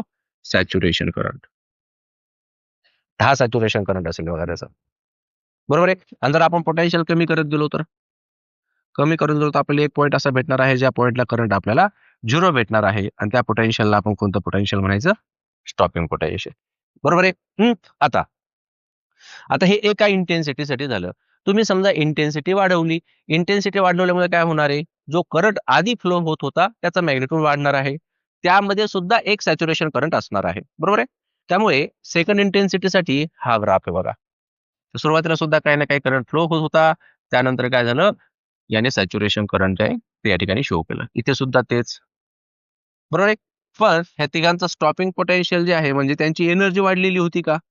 इंटेन्सिटी वाढवल्यामुळे त्यांची एनर्जी वाढते का? नाही. इंटेन्सिटी वाढवल्यामुळे काय वाढलं? फक्त करंटचा जो करंट त्या ठिकाणी फ्लो होता तो वाढलेला आहे. त्यांची एनर्जी वाढलेली नाही. म्हणून म्हणून त्या ठिकाणी काय होत होतं, की जे स्टॉपिंग पोटेन्शियल आहे त्याची किंमत सेम असत होती. आता हे मी तुम्हाला एक्सप्लेन करतो, व्यवस्थितपणे ऐका. इथे काय होतं? आता जसं आपण याचं निगेटिव्ह पोटेन्शियल वाढवत गेलो बघा. आता निगेटिव्ह पोटेन्शियल वाढवत जात होतो आपण आणि हा इलेक्ट्रॉनला रिपेल करत होता. मला सांगा, ह्या इलेक्ट्रॉनमध्ये जी कायनेटिक एनर्जी असते इलेक्ट्रॉन्सची ती सारखी असते की वेगवेगळी असते? ती वेगवेगळी असते. कारण काही इलेक्ट्रॉन्स आतमध्ये आहेत. त्यांना त्या ठिकाणी त्यांचं कोलिजन होईल, मग ते बाहेर येतील आणि त्यांची काही ना काही एनर्जी असेल. थोड्याफार एनर्जीचा लॉस होईल. काही सरफेस वरती असतील तर एकदम फास्टली जातील. त्यांची सर्वात जास्त कायनेटिक एनर्जी असणार आहे. जे एकदम फास्ट त्या ठिकाणी कलेक्टर प्लेटकडे जाणार आहेत. बरोबर आहे? मग आता आपण काय शिकतो या ठिकाणी, की ही जी कलेक्टर प्लेट आहे, ही या इलेक्ट्रॉनला अपोझिशन क्रिएट करत आहे. बरोबर आहे? मग यामध्ये असा विचार करा, की ज्या इलेक्ट्रॉनची कायनेटिक एनर्जी सर्वात जास्त होती, त्याला थांबवण्यासाठी या कलेक्टर प्लेटला किती एनर्जी अप्लाय करावी लागेल? ठीक आहे? बघा, हा इलेक्ट्रॉन आहे. इमॅजिन करा सरफेसवरती होता. याची मॅक्सिमम कायनेटिक एनर्जी आहे. हा कलेक्टर प्लेटकडे जात आहे. ह्या मॅक्सिमम कायनेटिक एनर्जीला जर याला थांबवायचं असेल, तर या कलेक्टर प्लेटला अपोझिट डायरेक्शनमध्ये तेवढीच एनर्जी लावावी लागेल, ज्या एनर्जीने तो जात होता. बरोबर आहे नाही? याला अपोझिट डायरेक्शनमध्ये याला थांबवायचं असेल, तर याच्या एवढीच एनर्जी पाहिजे, जी अपोझिट डायरेक्शनमधून लागणार आहे. मग मी असं म्हणू का, की या कलेक्टर प्लेटने या इलेक्ट्रॉनला थांबवण्यासाठी जी एनर्जी या ठिकाणी लावलेली आहे, ती एनर्जी म्हणजेच याची मॅक्सिमम कायनेटिक एनर्जी आहे. बरोबर आहे. मग ती मॅक्सिमम कायनेटिक एनर्जी कशाच्या बरोबर? कारण तो इलेक्ट्रॉन पूर्णपणे थांबणार आहे.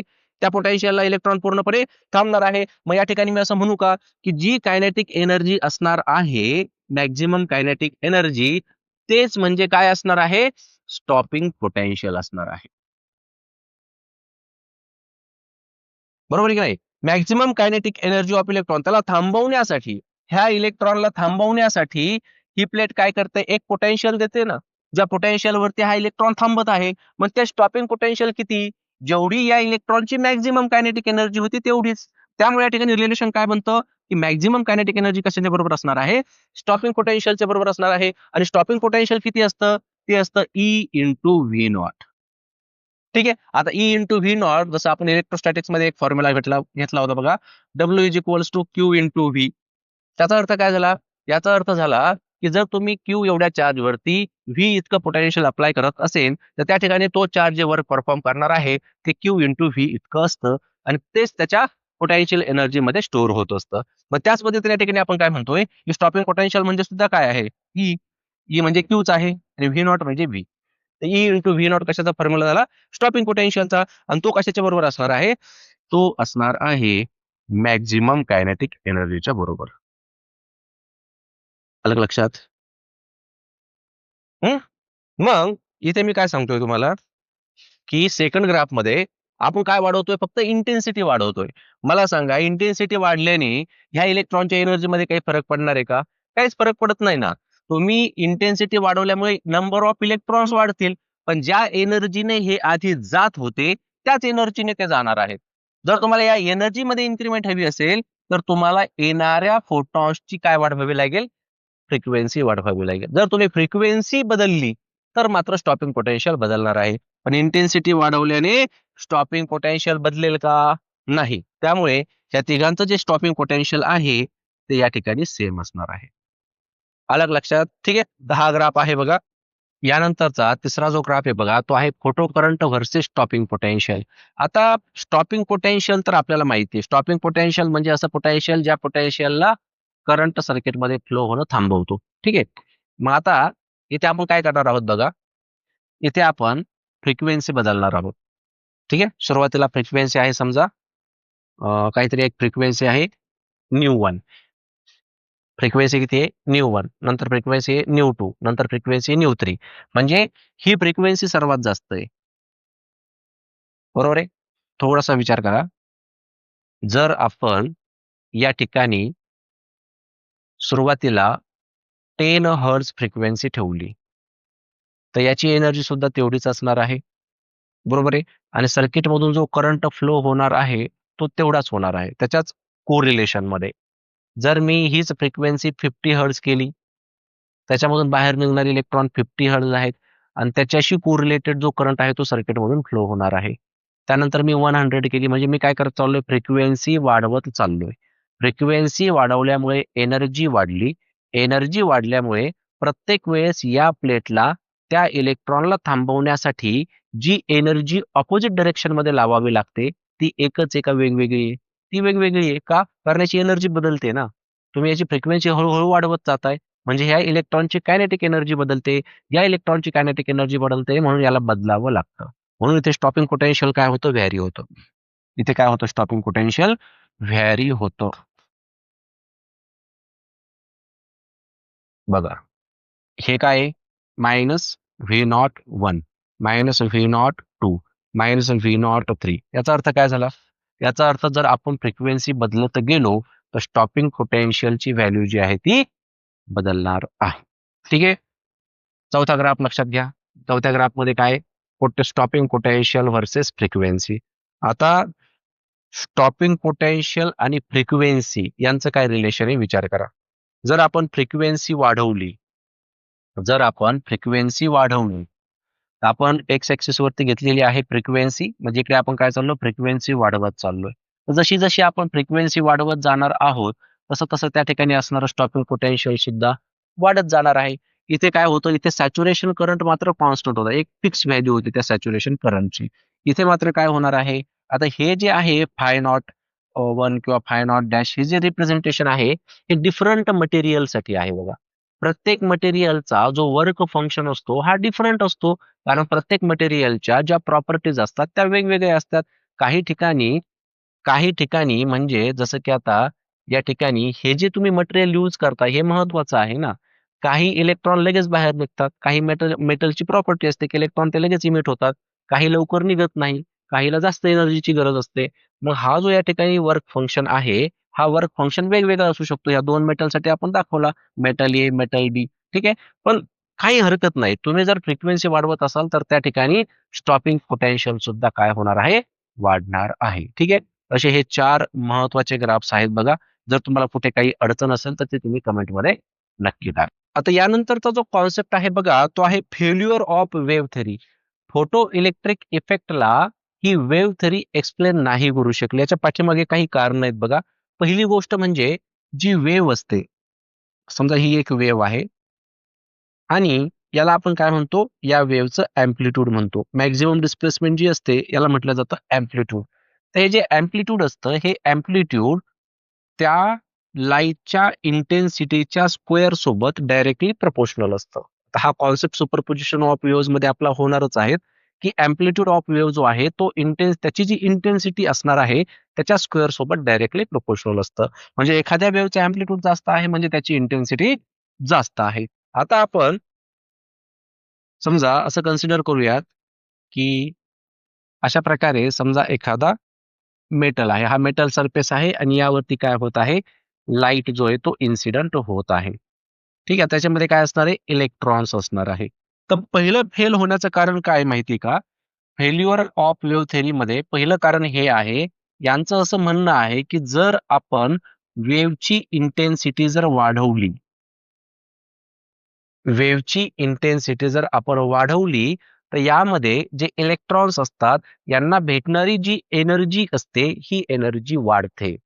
आणि त्यामुळे हे जे इलेक्ट्रॉन आहेत, हे इलेक्ट्रॉन या मेटल सरफेसच्या बाहेर निघतात. काय सांगितलं यांनी? इंटेन्सिटी वाढवल्यामुळे इलेक्ट्रॉनला एनर्जी भेटते. इलेक्ट्रॉन मेटल सरफेसच्या बाहेर निघतात. आता हे प्रॅक्टिकली पॉसिबल आहे का? आपण फोटो इलेक्ट्रिक इफेक्टमध्ये काय शिकलो? की जर फ्रिक्वेन्सी वाढवली, तर या इलेक्ट्रॉनची एनर्जी वाढत असते. बरोबर आहे. पण वेव्ह थिअरी आपल्याला काय सांगते, की जर तुम्ही इंटेन्सिटी वाढवत असाल, तर त्या ठिकाणी इलेक्ट्रॉन्स जे आहेत, यांना भेटणारी जी एनर्जी आहे ती वाढते आणि त्यामुळे इलेक्ट्रॉन इमिट होतात. तुम्ही त्याची फ्रिक्वेन्सी वाढवा, नका वाढवू. फ्रिक्वेन्सीचं आणि त्या एनर्जीचं काहीच रिलेशन नाही, असं सांगणारं वेव्ह थिअरी आहे. मग हे बरोबर आहे का? प्रॅक्टिकली ह्या गोष्टी घडतायत का? प्रॅक्टिकली हे घडत नाही ना. प्रॅक्टिकली काय होणार आहे? प्रॅक्टिकली जे फोटॉन्स याच्यावरती इन्सिडेंट होणार आहे, त्याची जर तुम्ही फ्रिक्वेन्सी वाढवली, तर या ठिकाणी यांना जी एनर्जी भेटते ती वाढणार आहे. म्हणजे वर्क फंक्शन पण बघितलं आपण, याला बाहेर निघण्यासाठी एका पर्टिक्युलर एनर्जीची गरज असते. त्याला आपण वर्क फंक्शन असं म्हणतो. पण वेव्ह थिअरी तसं काही सांगत नाही. वेव्ह थिअरी म्हणते इंटेन्सिटी वाढवा तुम्ही, इंटेन्सिटी वाढवली की इलेक्ट्रॉन बाहेर निघतात. मग प्रॅक्टिकली करून बघितलं. प्रॅक्टिकली याची इंटेन्सिटी वाढवून बघितली, पण इलेक्ट्रॉन काय बाहेर निघाले नाही. मग त्यामुळे त्या ठिकाणी ही वेव्ह थिअरी फेल झाली. हे पहिलं कारण. दुसरं कारण म्हणजे काय आहे?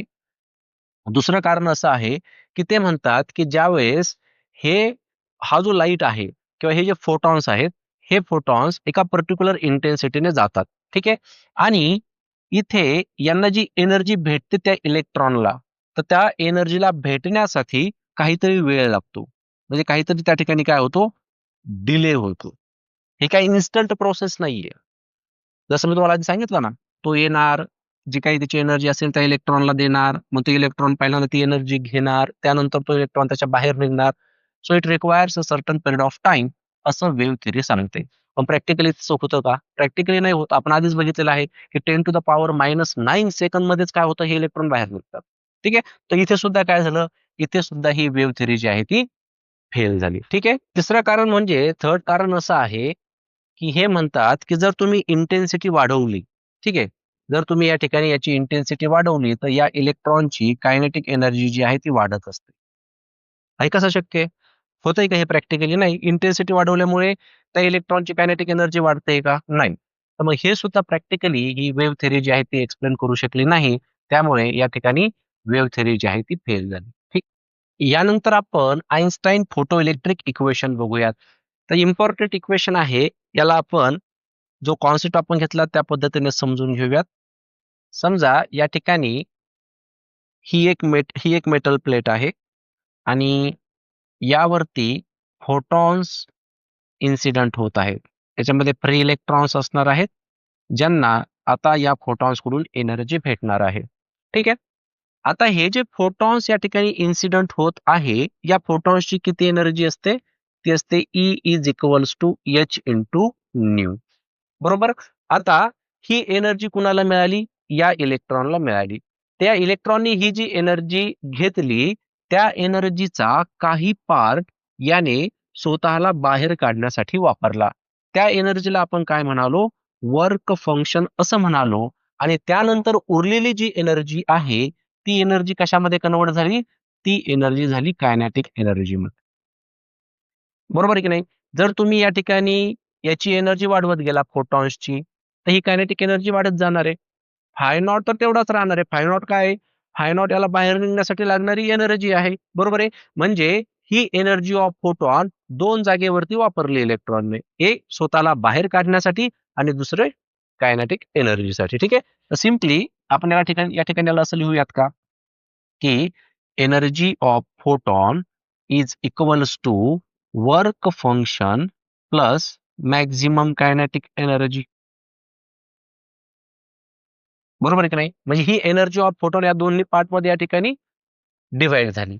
आता इथे आपण एक गोष्ट शिकलो होतो ज्यावेळेस आपण स्टॉपिंग पोटेन्शियल शिकत होतो की मॅक्झिमम कायनेटिक एनर्जी किती असते.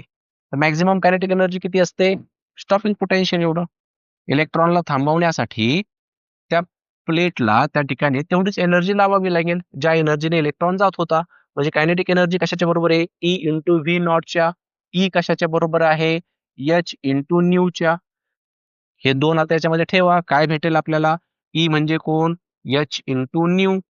Five nought plus kinetic maximum kinetic energy किती? E into V nought. याला आपण असंही लिहू शकतो. E into V nought is equals to H into nu minus phi nought. बरोबर आहे?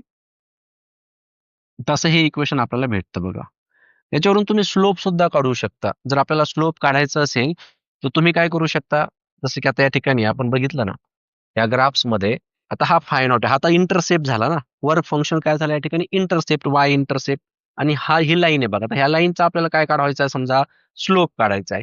मग स्ट्रेट लाईनचं इक्वेशन काय असतं? ते असतं Y is equal to M X plus C. समजा आता वाय ची जागा याने घेतली, त्यानंतर एक्स ची जागा समजा व्ही ने घेतली आणि सी म्हणजे फाय नॉट. आलं का लक्षात? तो वाय इंटरसेप्ट. मग एम च्या जागेवरती कोण आला बघा बरं? एम च्या जागेवरती कोण आला? एच. म्हणजे या ठिकाणी स्लोप काय बनत असतो? प्लांक्स कॉन्स्टंट बनत असतो. त्याला तुम्ही वेगळ्या पद्धतीने लिहू शकता. जर तुम्हाला लिहायचं असेल तर या ठिकाणी या ई ला तुम्ही तिकडे पाठवा, तर त्या स्लोपच्या जागेवरती एच अपॉन ई येणार आहे. आणि जो कॉन्स्टंट असणार आहे तो असणार आहे पाय नॉट अपॉन ई. ठीक आहे. तर तुम्हाला महत्वाची गोष्ट काय यामध्ये? हे इक्वेशन लक्षात पाहिजे. ह्या इक्वेशनचाच उपयोग करून आपण न्यूमेरिकल्स सॉल्व्ह करणार आहोत. यानंतरचा पॉइंट आपण बघूयात जो की आहे फोटो सेल. आपण याच्या आधी फोटो डायोड घेतला होता सेमी कंडक्टर डिव्हाइसेस मध्ये, ज्या ठिकाणी लाईट एनर्जी जी आहे ती त्या पीएन जंक्शन डायोड वरती इन्सिडंट होत होती आणि तिथून आपल्याला इलेक्ट्रिसिटी भेटत होती. आता या ठिकाणी सुद्धा तसाच कॉन्सेप्ट आहे बघा. फोटोचा अर्थ झाला फोटॉन्स. आणि ही डायग्राम जी आहे ती तुम्हाला पेपरला विचारलं जाते. त्याची कन्स्ट्रक्शन वर्किंग पेपरला तुम्हाला येत असतं. ठीक आहे. आता यामध्ये काय काय दिलेलं आहे बघा. या ठिकाणी हा जो तुम्हाला एक इलेक्ट्रिकल पोर्शन दिसतोय, हा एक ग्लास ट्यूब आहे. आणि या ग्लास ट्यूबच्या मध्ये आपण या ठिकाणी ही एक इमिटर प्लेट ठेवलेली आहे. आता याचा अर्थ काय झाला? Emitter plate. इमिटर प्लेट जी आहे ती या ठिकाणी आपण या बॅटरीच्या निगेटिव्ह टर्मिनलला कनेक्ट केलेली आहे. आणि हा जो पार्ट तुम्हाला दिसतो या ठिकाणी याला आपण कलेक्टर प्लेट किंवा ॲनोड असं देखील म्हणतो. याला तुम्ही कॅथोड म्हणा, याला ॲनोड म्हणा. हा जो ॲनोड आहे, हा ॲनोड आपण या बॅटरीच्या पॉझिटिव्ह टर्मिनलला कनेक्ट केलेला आहे. ठीक आहे. आता ही जी इमिटर प्लेट आपण घेतलेली आहे ही थोडीशी सेमी सिलेंड्रिकल असते. सेमी सिलेंड्रिकल म्हणजे एक सिलेंडर आहे, त्याला आपण मधून कट करायचं. जो पोर्शन आपल्याला दिसेल अशा पद्धतीने त्याला आपण काय म्हणणार आहोत? Semi cylindrical. अशा प्रकारची ही इमिटर प्लेट असते बघा. ठीक आहे. त्यानंतर या सर्किटमध्ये करंट मोजण्यासाठी मायक्रो ॲमीटर लावलेला असतो. मायक्रो ॲमीटर म्हणजे काय? की एक small amount of electric current या ठिकाणी आपल्याला भेटत असतो आणि त्या करंटची व्हॅल्यू फाइंड आउट करण्यासाठी किंवा मेजर करण्यासाठी हा मायक्रो ॲमीटर या ठिकाणी लावलेला असतो. इन शॉर्ट मध्ये आपण असं म्हणू शकतो की यामधून जो काही करंट आपल्याला भेटणार आहे त्याची व्हॅल्यू ही कमी असणार आहे. जर आपल्याला तो करंट वाढवायचा असेल तर आपण या ठिकाणी काय करू शकतो? या करंटला पुढे जाऊन एम्प्लिफाय करू शकतो. ठीक आहे. आता याच्या वर्किंग मध्ये काय होतं ते आपण समजून घेऊयात. सर्वात आधी हे जे फोटॉन्स आहेत, हे फोटॉन्स या सिलेंड्रिकल प्लेट वरती इन्सिडेंट होते. आता हे जे फोटॉन्स यावरती इन्सिडेंट होणार आहे, यांची जी फ्रिक्वेन्सी असणार आहे ती थ्रेशोल्ड फ्रिक्वेन्सी पेक्षा जास्त असणार आहे. ठीक आहे. जर थ्रेशोल्ड फ्रिक्वेन्सी पेक्षा जर यांची फ्रिक्वेन्सी जास्त असेल तर या इमिटर प्लेट मधून जे इलेक्ट्रॉन्स आहेत, हे इलेक्ट्रॉन्स या ठिकाणी इमिट होणार आहेत आणि हे इलेक्ट्रॉन्स या कलेक्टर प्लेटकडे जाणार आहे. बरोबर आहे. म्हणजे अशा प्रकारचं एक सर्किट जे आहे, हे सर्किट इथे कंप्लीट होताना आपल्याला पाहायला भेटत आहे. म्हणजे इलेक्ट्रॉनची डायरेक्शन जर आपण बघितली तर इलेक्ट्रॉन जे आहे ते अशा पद्धतीने फ्लो होत आहे आणि त्याच्या ऑपोजिट डायरेक्शन मध्ये करंट जो आहे तो फ्लो होणार आहे. अशा प्रकारे या ठिकाणी काय होत असतं बघा. हा जो फोटो आहे, फोटॉन्स आहेत, ह्या फोटॉन्सला आपण इलेक्ट्रिकल एनर्जी मध्ये कन्व्हर्ट करत असतो. म्हणजे इन शॉर्ट आपण काय म्हणू शकतो? लाईट एनर्जी जी आहे ती या ठिकाणी इलेक्ट्रिकल एनर्जी मध्ये कन्वर्ट झाली. मग याची डेफिनेशन काय आहे फोटोसेलची? It is a device which is use to convert light energy into electrical energy. हा एक असा डिव्हाइस आहे जो लाईट एनर्जीला इलेक्ट्रिकल एनर्जी मध्ये कन्वर्ट करतो. ठीक आहे. आणि हा कशावरती बेस्ड आहे? हा फोटो इलेक्ट्रिक इफेक्ट वरती बेस्ड आहे. बरोबर आहे की नाही? त्यामध्ये सुद्धा हेच घडत होतं. अशा प्रकारे हा डिव्हाइस असतो बघा. डायग्राम व्यवस्थितपणे याची ड्रॉ करायची आहे. कन्स्ट्रक्शन वर्किंग लिहायचं आहे. याचा वापर कुठे कुठे होतो? बर्नर अलार्म्स मध्ये याला वापरला जातं. ठीक आहे. त्यानंतर काउंटर इन काउंटिंग डिव्हाइसेस मध्ये समजा एखादा हॉल असेल, तिथे काही लोक येत असतील, मग प्रत्येकाला आपण मोजत बसण्यापेक्षा ठिकाणी हा डिव्हाइस जो आहे तो लावला जातो. मग तो काय करतो? प्रत्येकाला काउंट करत असतो. त्यानंतर एचची व्हॅल्यू फाइंड आउट करण्यासाठी जसं आपण आत्ताच्या या पार्टमध्ये बघितलं बघा, की कुठल्याही लाईनचा जर आपल्याला स्लोप काढायचा असेल तर स्लोप म्हणजे काय असतो? प्लांक्स कॉन्स्टंट असतो. त्या प्लांक्स कॉन्स्टंटची व्हॅल्यू फाइंड आउट करण्यासाठी या फोटोसेलचा जो आहे तो उपयोग केला जातो. त्यानंतर रस्त्यावरचे जे लाईट्स असतात बघा, यांना ऑन आणि ऑफ करण्यासाठी सुद्धा या फोटोसेलचा जो आहे तो उपयोग केला जातो. ठीक आहे. तर अशा प्रकारचा हा फोटोसेल आहे बघा. सिंपल कॉन्सेप्ट आहे. व्यवस्थितपणे प्रिपेअर करा. यानंतरचा जो कॉन्सेप्ट आहे बघा, हा आहे डी ब्रॉग्ली हायपोथेसिस. आता हा एक अत्यंत महत्वाचा कॉन्सेप्ट आहे. याला व्यवस्थितपने समजून घ्या. डी ब्रॉग्ली नावाचे एक सायंटिस्ट होते आणि यांचं असं म्हणणं होतं, की जर रेडिएशनचं ड्युएल नेचर असेल, म्हणजे रेडिएशन मध्ये पार्टिकल नेचर आणि वेव्ह नेचर हे दोन्ही जर असतील, तर हा जो मॅटर आहे, ह्या मॅटरने सुद्धा ड्युएल नेचर शो करायला पाहिजे, असं यांचा हायपोथेसिस आपल्याला सांगत असतो. आता पार्टिकल नेचर तर मॅटरचं ऑलरेडी आहे, परंतु याने आपल्याला एक वेव्ह नेचर सुद्धा शो करायला पाहिजे. मग आता या ठिकाणी हायपोथेसिस या शब्दाचा अर्थ काय झाला? हायपोथेसिस म्हणजे एक इमॅजिनरी वर्क आहे. म्हणजे ज्यावेळेस यांनी आपल्याला हा हायपोथेसिस दिलेला आहे, जे काही डी ब्रॉग्ली यांनी सांगितलेलं आहे, त्यांनी कुठल्याही प्रकारचं प्रॅक्टिकल त्या ठिकाणी केलेलं नाहीये. कुठल्याही प्रकारचं प्रॅक्टिकल प्रूफ त्यांच्याकडे या गोष्टीचं नाहीये. त्यामुळे त्याला आपण हायपोथेसिस असं म्हणतो. परंतु याच्यानंतर 2 सायंटिस्ट जे आहेत ते आले होते. त्यांचं नाव आहे डेव्हिसन आणि जर्मर. त्यांनी या ठिकाणी चेक केलं, की जे डी ब्रॉग्ली सांगतात ते खरं आहे की नाही. आणि त्यांनी इलेक्ट्रॉनची वेव्हलेंथ फाइंड आउट केली. आता जी इलेक्ट्रॉनची वेव्हलेंथ त्यांनी फाइंड आउट केलेली आहे, ती प्रॅक्टिकलने केलेली आहे. परंतु त्याच किमती जर आपण यांच्या फॉर्म्युल्यामध्ये जर ठेवल्या, तर आपल्याला उत्तर जे आहे ते जवळपास तेच भेटत आहे. मग त्या ठिकाणी आपण असं कन्सिडर केलं, की डी ब्रॉग्ली हायपोथेसिस जो आहे तो ॲक्सेप्टेबल आहे. यांनी सांगितलेलं जो फॉर्म्युला असेल किंवा यांनी सांगितलेली जी थिअरी आहे ती करेक्ट आहे. ठीक आहे. आता आपण बघूयात त्या ठिकाणी ते काय म्हणतात. सर्वात आधी आपण जर बघितलं तर कुठलाही मॅटर असेल, तर त्या ठिकाणी एक फॉर्म्युला आहे आपल्याकडे एनर्जीसाठी जो आपण घेतो E is equal to MC square. नाही का? फेमस फॉर्म्युला आहे. E is equal to MC square. आणि आपल्याकडे एनर्जीला फाइंड आउट करण्यासाठी काय फॉर्म्युला आहे? समजा फोटॉन्सची एनर्जी असेल, तर फोटॉन्सच्या एनर्जीला फाइंड आउट करण्यासाठी आपल्याकडे काय फॉर्म्युला आहे? तो आहे E is equals to H into nu. बरोबर आहे? याला इकडे लिहतो मी. एक फॉर्म्युला आहे E is equals to MC square. दुसरा आहे E is equals to H into nu. जर ह्या दोन्ही एनर्जीला जर आपण इक्वेट केलं, तर आपल्याला काय भेटेल? आपल्याला भेटेल MC square is equals to H into nu. ठीक आहे. आता फॉर एक्झाम्पल कुठलाही एखादा तुम्ही मॅटर कन्सिडर करा आणि हा मॅटर ज्यावेळेस एका जागेवरून दुसऱ्या जागेवरती जात असेल, तर त्याचं स्वतःचं काय असणार आहे? एक मोमेंटम असणार आहे. आता मोमेंटम म्हणजे काय? मोमेंटम म्हणजे product of mass and velocity. याला काय म्हणतो आपण? त्या ऑब्जेक्टचा मोमेंटम असं म्हणतो. ठीक आहे. मग आता या ठिकाणी जर आपण बघितलं, तर ह्या न्यूला आपण काय लिहू शकतो बघा बरं. हा न्यू म्हणजे कोण आहे? न्यू म्हणजे C अपॉन लॅम्बडा. बरोबर आहे की नाही? मग एक सी काय होतो? या सी सोबत कॅन्सल होतो आणि आपल्याला काय भेटतो? M into C is equals to H upon lambda. बरं, एम इंटू सी म्हणजे काय? Mass into velocity. मग मास इंटू व्हेलॉसिटी कशाच्या बरोबर आहे? मोमेंटमच्या. म्हणजे आपल्याला फॉर्म्युला काय भेटला? P is equals to H upon lambda. आणि यावरून आपल्याला लॅम्बडाचा फॉर्म्युला भेटतो. Lambda is equals to H upon P. आलं का लक्षात? म्हणजे आपण काय करू शकतो? त्या मॅटरची वेव्हलेंथ जी आहे ती या फॉर्म्युल्याने फाइंड आउट करू शकतो. तुम्हाला कुठलाही ऑब्जेक्ट घ्यायचा असेल तर तुम्ही घ्या. मोमेंटमचा फॉर्म्युला आपण या ठिकाणी मास इंटू व्हेलॉसिटी लिहू शकतो. तुमच्याकडे काय पाहिजे? तुमच्याकडे त्याचं मास पाहिजे. अलग लक्षात. म्हणजे आपण एखादा दगड जरी फेकला तर त्या दगडची काही ना काही वेव्हलेंथ असते. ठीक आहे, परंतु काय होतं त्या ठिकाणी त्या दगडाचं जे मास आहे हे पार्टिकलच्या कंपॅरिझन मध्ये खूप कमी असतं. जसं की इलेक्ट्रॉन, प्रोटॉन हे जे पार्टिकल्स आहेत यांच्या मासच्या कंपॅरिझन मध्ये या दगडाचं मास, एखाद्या ऑब्जेक्टचं मास हे जास्त असतं. त्यामुळे त्या ठिकाणी ती जी वेव्हलेंथ असते ना ही खूप कमी असते. त्यामुळे एखादा व्यक्ती पळत असेल, तर त्याची पण काय असायला पाहिजे? वेव्हलेंथ असणार आहे त्याची काही ना काही, परंतु ती खूप कमी असणार आहे. त्यामुळे त्या ठिकाणी आपण त्याला फाइंड आउट नाही करत.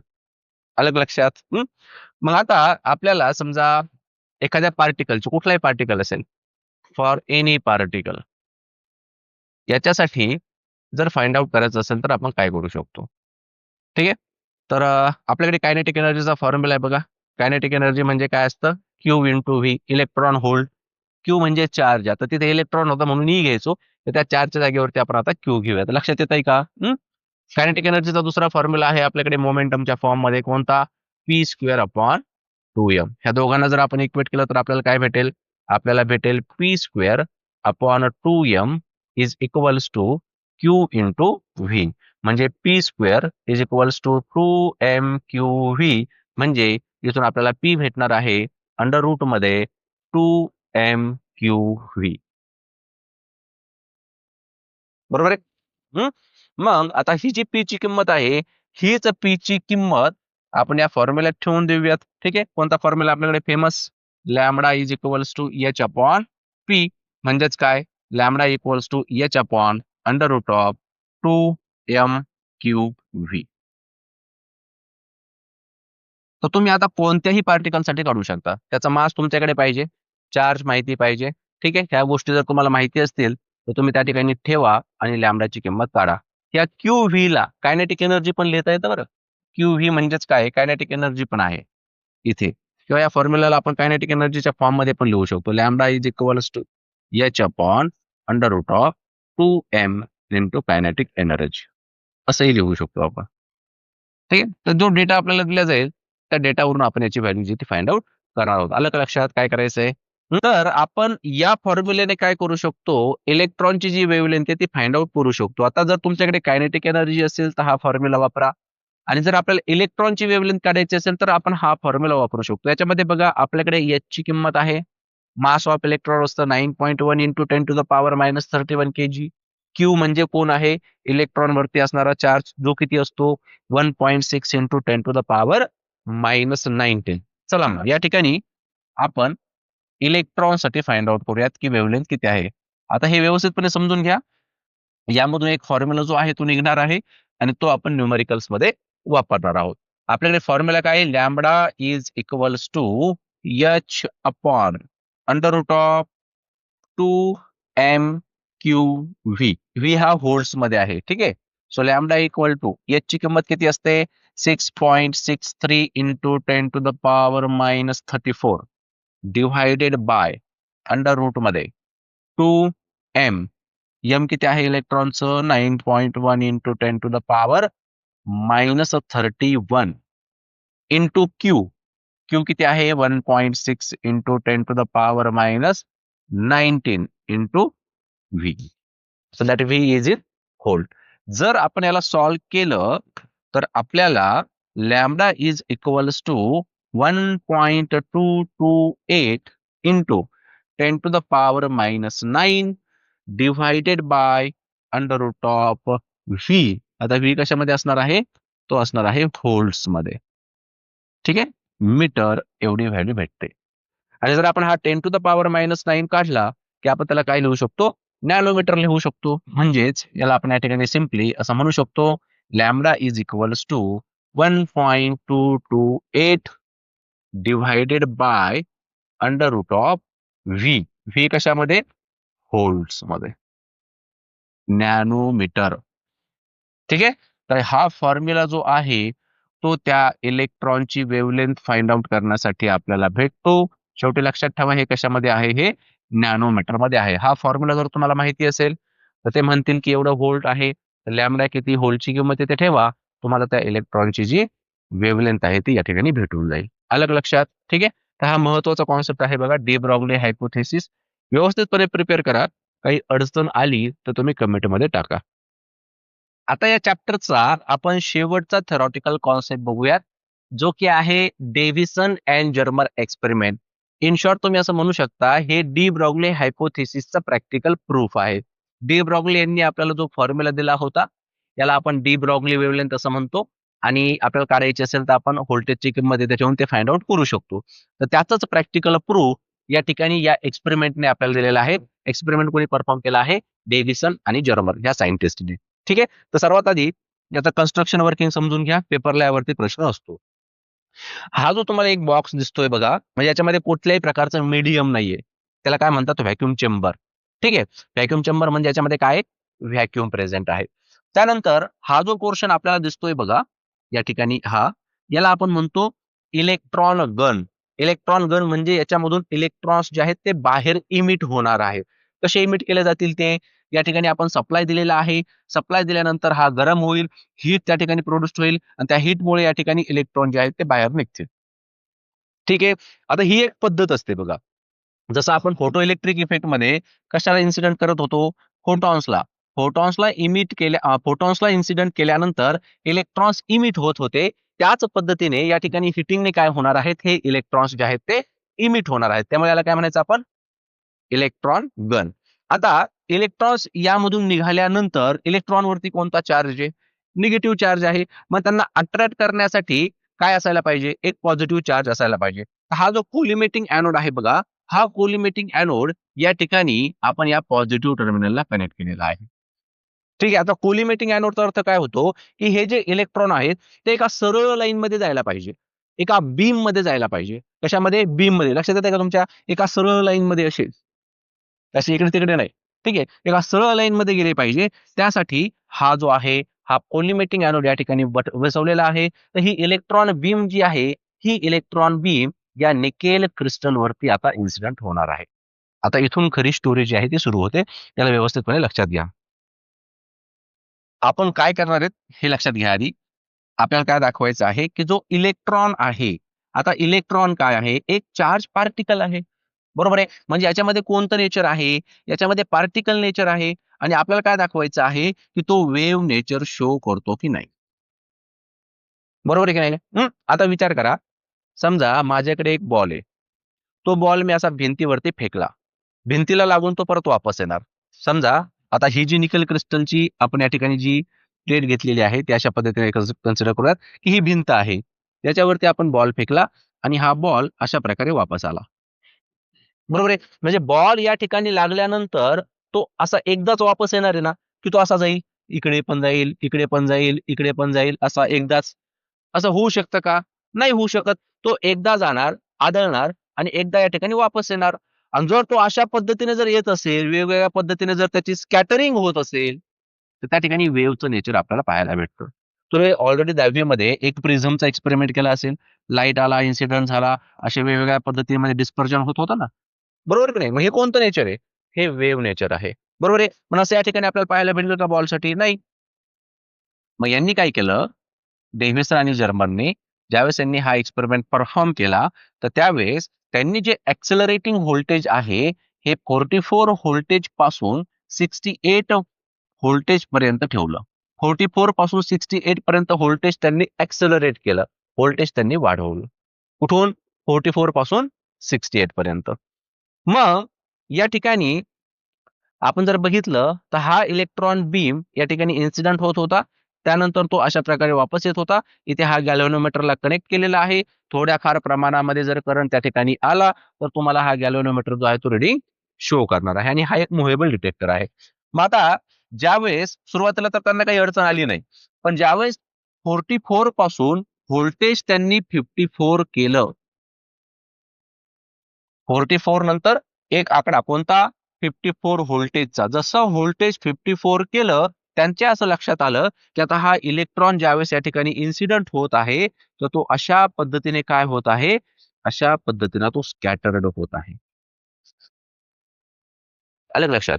हा इलेक्ट्रॉन 54 व्होल्टेज वरती इथे आल्यानंतर याची स्कॅटरिंग भेटत आहे आणि ह्या मूव्हेबल डिटेक्टर वरती करंटची जी व्हॅल्यू आहे, ती त्यांना वेगवेगळी भेटत आहे. म्हणजे वेगवेगळ्या इंटेन्सिटीचा करंट त्या ठिकाणी यांना भेटायला लागला.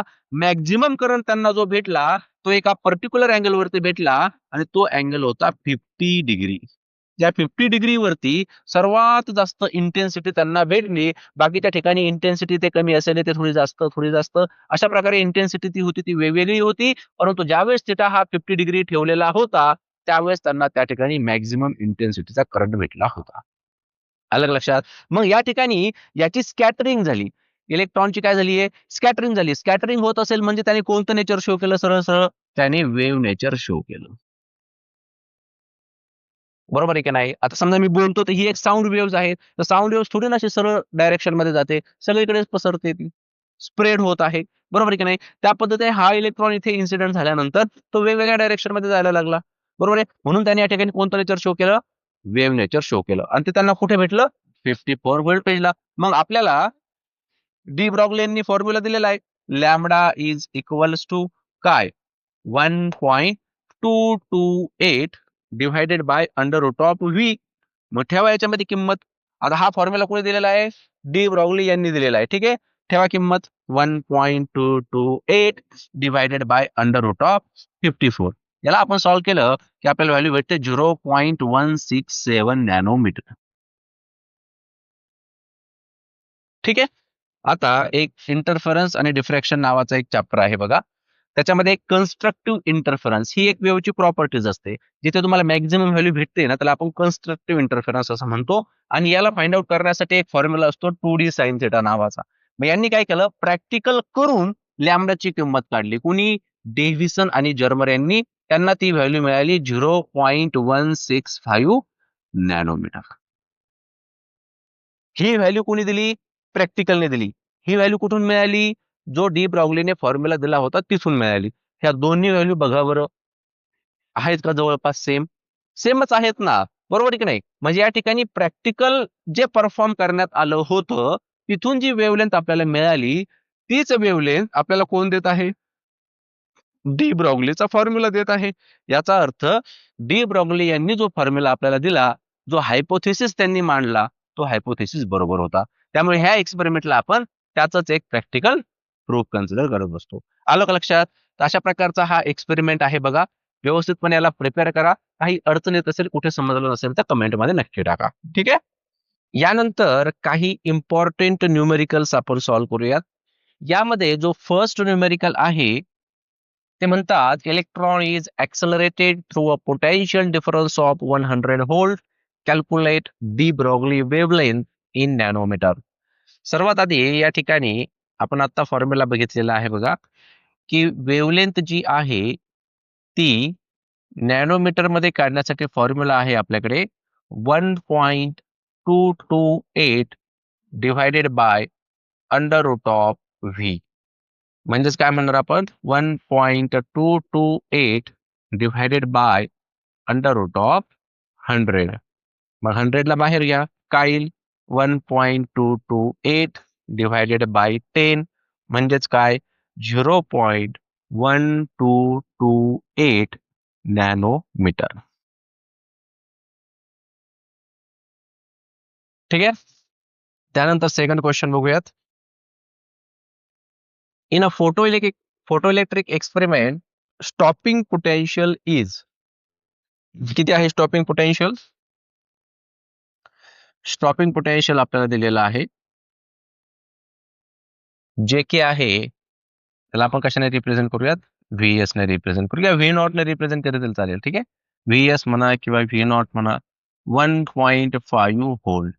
त्यानंतर what is the maximum kinetic energy हे विचारलंय आपल्याला. काय फॉर्म्युला असतो? मॅक्झिमम कायनेटिक एनर्जी कशाच्या बरोबर असते? ई इंटू व्ही नॉटच्या बरोबर. मग ई किती आहे? इलेक्ट्रॉन आहे म्हणजे 1.6 इंटू 10 टू द पॉवर -19. इलेक्ट्रॉनवर किती चार्ज असतो? एवढाच ना. इंटू व्ही नॉट किती आहे? ते आहे 1.5. करा मल्टिप्लिकेशन. 15 सख 90 कॅरी केले 9. 15 एक 15 9 24. बरोबर की नाही? 1 2 म्हणजे किती? 2.4 into 10 to the power -19 joule. आलं लक्षात? फायनल उत्तर काय आपलं? 2.4 into 10 to the power -19 joule. Next numerical बघूयात.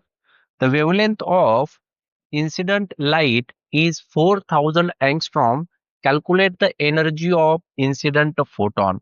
आता या ठिकाणी गिवन मध्ये जर आपण बघितलं तर आपल्याला वेवलेंथ दिलेली आहे, म्हणजे लॅम्बडा किती आहे, तो आहे 4000 अँगस्ट्रॉम. आता एक अँगस्ट्रॉम म्हणजे 10⁻⁻10 मीटर असतो. ठीक आहे, हे रिलेशन विसरू नका. एक अँगस्ट्रॉम म्हणजे किती असणार आहे, 10⁻⁻10 मीटर. त्यामुळे ही व्हॅल्यू जी आहे ती आपण आधी मीटरमध्ये कन्वर्ट करून घेऊयात. त्याला आपण काय लिहू शकतो, 4 इंटू 10⁻³ इंटू 10⁻⁻10 म्हणजे काय भेटेल, 4 इंटू 10⁻⁻7 मीटर. ठीक आहे. त्यानंतर काढायचे काय आपल्याला, एनर्जी. एनर्जीसाठी फॉर्म्युला आहे, म्हणजे या ठिकाणी म्हणा we have E is equals to H into nu. Nu म्हणजे काय आहे, H into C upon lambda. बरोबर की नाही, न्यू म्हणजे फ्रिक्वेन्सी ना. चला किमती ठेवा यामध्ये. एच किती आहे, 6.63 इंटू 10⁻⁻34. सी म्हणजे स्पीड ऑफ लाईट, ती किती असते, 3 इंटू 10⁸. डिव्हिजन मध्ये लॅम्बडा आता आपण फाइंड आउट केला, जो की आहे 4 इंटू 10⁻⁻7. ठीक आहे. पुढे आता या 3 ने याला आपण मल्टिप्लाय करून घेऊयात. 3 3 जा 9, 3 6 जा 18, कॅरी केला 1, 3 6 जा 18 प्लस 1 19 इंटू पॉईंट किती डिजिट नंतर आहे 2, म्हणजे काय झालं 19.89 इंटू. आता हे बघा, हे -34 आहे आणि हे -34 आहे आणि हे +8 आहे. 34 मधून 8 गेले किती, 26. आणि हे -7 आहे, वरती आल्यानंतर +7 होतील, म्हणजे किती झालं ते 10⁻⁻19. बरोबर का. आणि डिव्हिजन मध्ये किती आहे हे 4 ॲज इट इज. चला 4 ने डिवाइड करा, 4 चोक 16. पॉईंट देऊयात, किती उरले तिथे 3, 4 9 36, किती उरले 2. त्यानंतर 4 7 28, 4.97 च्या आसपास येते व्हॅल्यू. बरोबर, एक उरलेला आहे त्या ठिकाणी, राहू द्या काही हरकत नाही. 10⁻⁻19 जूल. तर एवढी एनर्जी जी आहे ती या ठिकाणी आपल्याला त्या फोटॉन्सची भेटणार आहे. नेक्स्ट क्वेश्चन बघूया. The photoelectric work function for metal is 4.2 electron hold. Find the threshold wavelength. बघा या ठिकाणी गिव्हन मध्ये आपल्याला काय दिलेलं आहे, गिव्हन मध्ये आहे आपल्याला वर्क फंक्शन म्हणजे कोण, फाय नॉट, जो की किती आहे 4.2 इलेक्ट्रॉन होल्ड. आता हा जो इलेक्ट्रॉन होल्ट मधला इलेक्ट्रॉन आहे तिथे काय करायचं असतं आपल्याला, या इलेक्ट्रॉन वरती असणारा चार्ज लिहायचा असतो. बरं इलेक्ट्रॉन वरती किती चार्ज असतो मग, हम्म तो असतो 1.6 इंटू 10⁻⁻19 कुलोम. बरोबर आहे.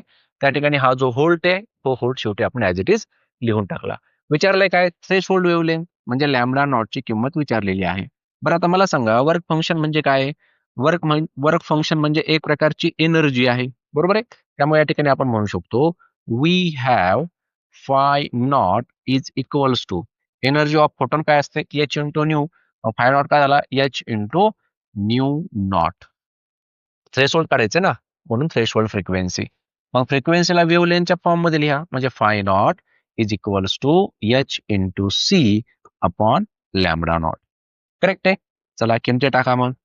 Five naught is equals to, phi naught थोडी ना पाहिजे आपल्याला, आपल्याला काय पाहिजे, आपल्याला पाहिजे लॅम्बडा नॉट. मग या लॅम्बडा नॉटला आपण इकडे घेऊयात.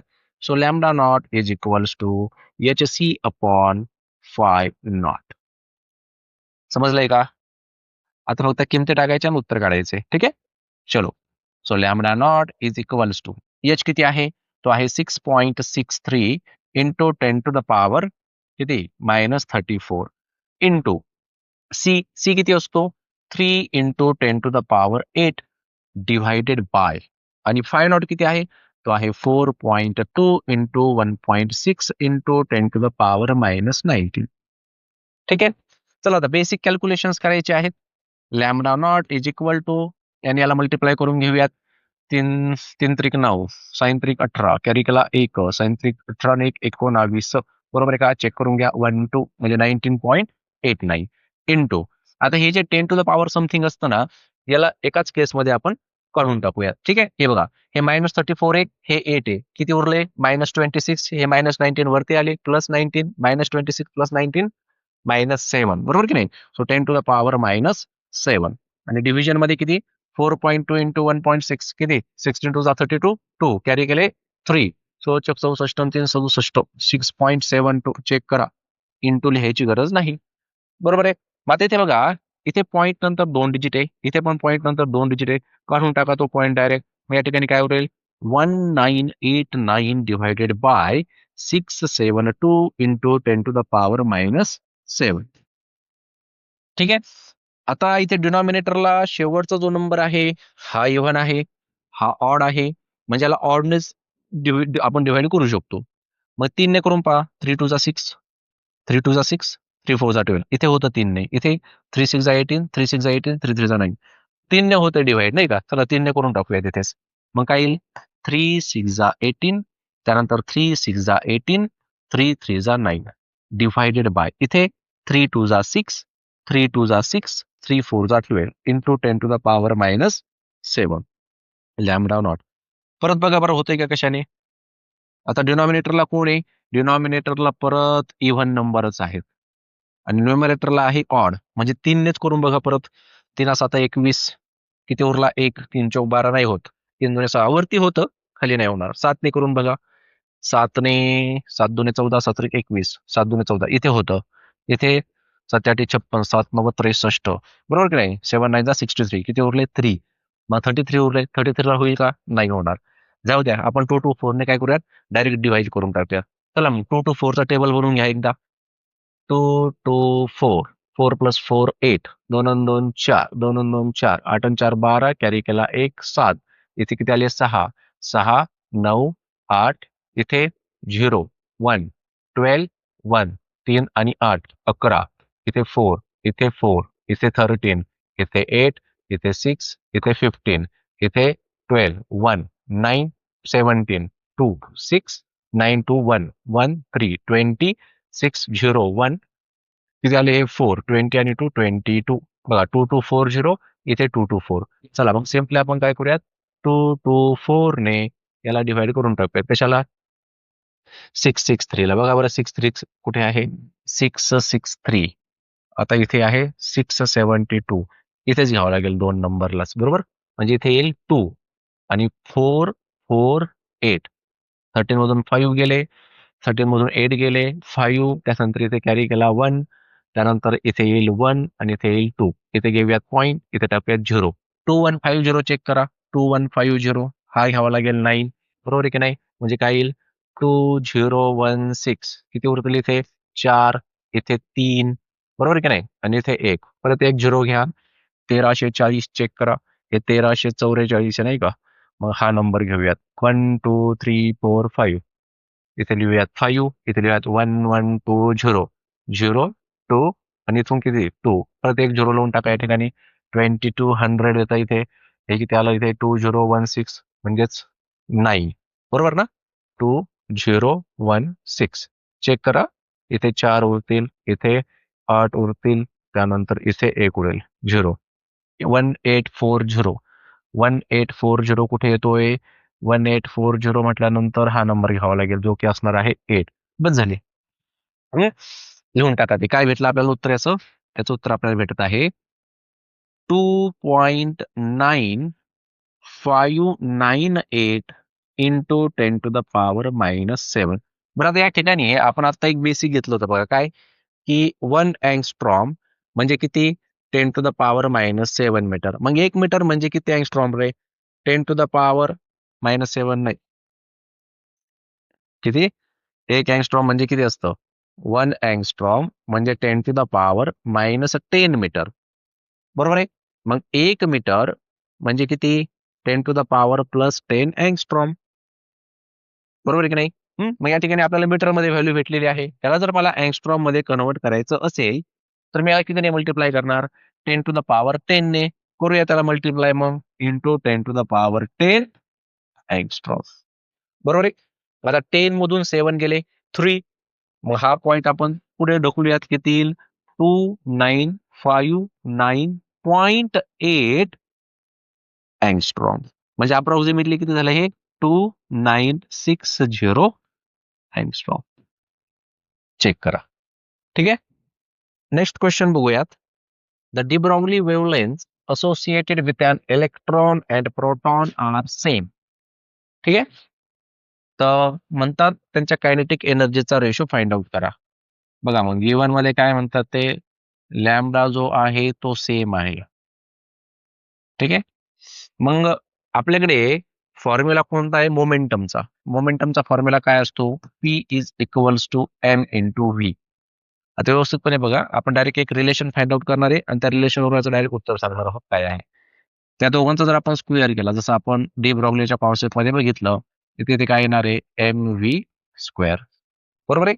म्हणजेच काय P square upon 2m is equals to या ठिकाणी आपण काय करतोय 2m ने डिवाइड करतोय. ठीक आहे.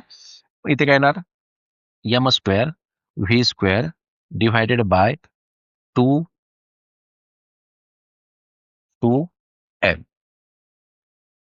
म्हणजे काय येईल पी स्क्वेअर अपॉन 2m ने आपण डिवाइड केला दोन्ही साईडला.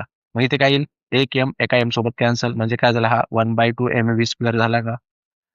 बरोबर आहे. आणि 1/2 mv स्क्वेअर कशाच्या बरोबर असतो 1/2 mv स्क्वेअर कशाच्या बरोबर असतो कायनेटिक एनर्जीच्या. म्हणजे इथे सिम्पली असं म्हणू शकतो आपण की P square upon 2m is equals to kinetic energy. म्हणजे इथून आपण P square is equals to 2m into kinetic energy असं म्हणू शकतो. म्हणजे इथून आपण P equals to under root of 2m into kinetic energy असं म्हणू शकतो. बरोबर आहे की नाही. मग इथून एम आणि कायनेटिक एनर्जीचं रिलेशन काय येतं सिम्पली आपण म्हणू शकतो kinetic energy is inversely proportional to M. बरोबर की नाही. दोन एकाच साईडला आहे ना त्यामुळे रिलेशन काय होतं दोघांमध्ये इनव्हर्सली प्रोपोर्शनल झाले दोघे पण. मग आपल्याला कशाचा रेशो पाहिजे आपल्याला पाहिजे इलेक्ट्रॉन आणि प्रोटॉनचा. तर kinetic energy of electron divided by kinetic energy of proton. म्हणजे काय मास ऑफ काय इनव्हर्सली प्रोपोर्शनल आहे mass of proton upon mass of electron. बरं तुम्हाला माहिती आहे ना की प्रोटॉन जो आहे हा इलेक्ट्रॉनच्या कंपॅरिझन मध्ये कितीने जास्त असतो mass of proton is 1836 times of mass of electron. ते तुमचं होईल ऍटम्स आणि न्यूक्लाय मध्ये होईल पण ही गोष्ट लक्षात ठेवा की जे मास ऑफ प्रोटॉन असतं हे मास ऑफ इलेक्ट्रॉन पेक्षा कितीने जास्त असतं 1836 टाइम्सने. म्हणजे सिम्पली या ठिकाणी आपण काय लिहू शकतो मास ऑफ प्रोटॉनच्या जागेवरती 1836 of mass of electron divided by mass of electron. याचा रेशो आपण घेतला दोघे झाले कॅन्सल. मग रेशो काय झाला kinetic energy of electron divided by kinetic energy of proton is equals to 1836 divided by 1. काहीच नाही म्हणजे किती 1. आलं का लक्षात. हा येतो बघा दोघांचा रेशो. समजलंय. नेक्स्ट क्वेश्चन बघूया. The photoelectric work function for a metal surface is 3.84 into 10 to the power minus 19 joule. हे वर्क फंक्शन आहे म्हणजे इलेक्ट्रॉनला बाहेर येण्यासाठी जी एनर्जी लागते ती एनर्जी आहे. बरोबर. If the light of wavelength 5000 angstrom is incident on the surface of the metal, will there be photoelectric emission? एवढ्या वेवलेंथची लाईट जर का त्या मेटल सरफेस वरती इन्सिडेंट होत असेल किती वेवलेंथ असणारी 5000 अँगस्ट्रॉम. तर त्यांचं म्हणणं आहे की त्या ठिकाणी फोटो इलेक्ट्रिक इमिशन होईल का. तर वर्क फंक्शन किती आहे वर्क फंक्शनची किंमत आहे ही. तर आपण काय करूयात एनर्जी ऑफ फोटॉन काढून बघूयात. जर ती एनर्जी याच्यापेक्षा जर जास्त आली याचा अर्थ इमिशन होणार आहे. आणि जर वर्क फंक्शन पेक्षा जर व्हॅल्यू कमी आली तर तिथे इमिशन होणार नाही. ठीक आहे. तर त्यासाठी आपल्याकडे लॅम्बडा त्यांनी दिलेला आहे. लॅम्बडा किती आहे तो आहे 5000 अँगस्ट्रॉम. ठीक आहे. म्हणजे किती रे 5 इंटू 10 टू द पॉवर 3 आणि हे 10 टू द पॉवर -10 म्हणजे किती झालं हे 5 into 10 to the power -7 metre. आलं लक्षात काय केलं आपण. चला पुढे. सो एनर्जी ऑफ फोटॉन काय असतं एच इंटू न्यू म्हणजेच काय H into C upon lambda. H म्हणजे किती 6.63 into 10 to the power -34. C म्हणजे किती 3 इंटू 10 टू द पॉवर 8 आणि डिव्हिजन मध्ये 5 इंटू 10 टू द पॉवर 7. चला मल्टिप्लाय करा. 3 3 जा 9, 3 6 जा 18, कॅरी केला 1, 3 6 जा 18 plus 1 19. 19.89 into 10 to the power हे 26 तेच येणार मायनस 19. ठीक आहे. डिव्हिजन मध्ये किती 5. 5 ने डिव्हाइड करा. 5 3 जा 15 किती उरले 4. त्यानंतर 5 9 जा 45 किती उरले 3. बरोबर आहे. 5 7 35. ठीक आहे. Into 10 to the power minus 19 joule एवढी एनर्जी ऑफ फोटॉन आपल्याला भेटते. वर्क फंक्शन किती आहे 3.84 आहे. 10 टू द पॉवर मायनस 19 इथे पण इथे सोडून द्या. मग 3.84 मोठा आहे का 3.97 मोठा आहे? ही मोठी व्हॅल्यू आहे ना. म्हणजे तुम्ही या ठिकाणी सिम्पली काय म्हणू शकता E इज ग्रेटर दॅन 5. बरोबर आहे. And therefore emission will occur. त्यामुळे या ठिकाणी काय होणार आहे इमिशन होणार आहे. आलं का लक्षात? ठीक आहे. तर इथे आपला हा ड्युएल नेचर ऑफ मॅटर आणि रेडिएशन चॅप्टर संपवतो. जर तुम्हाला हा चॅप्टर समजला असेल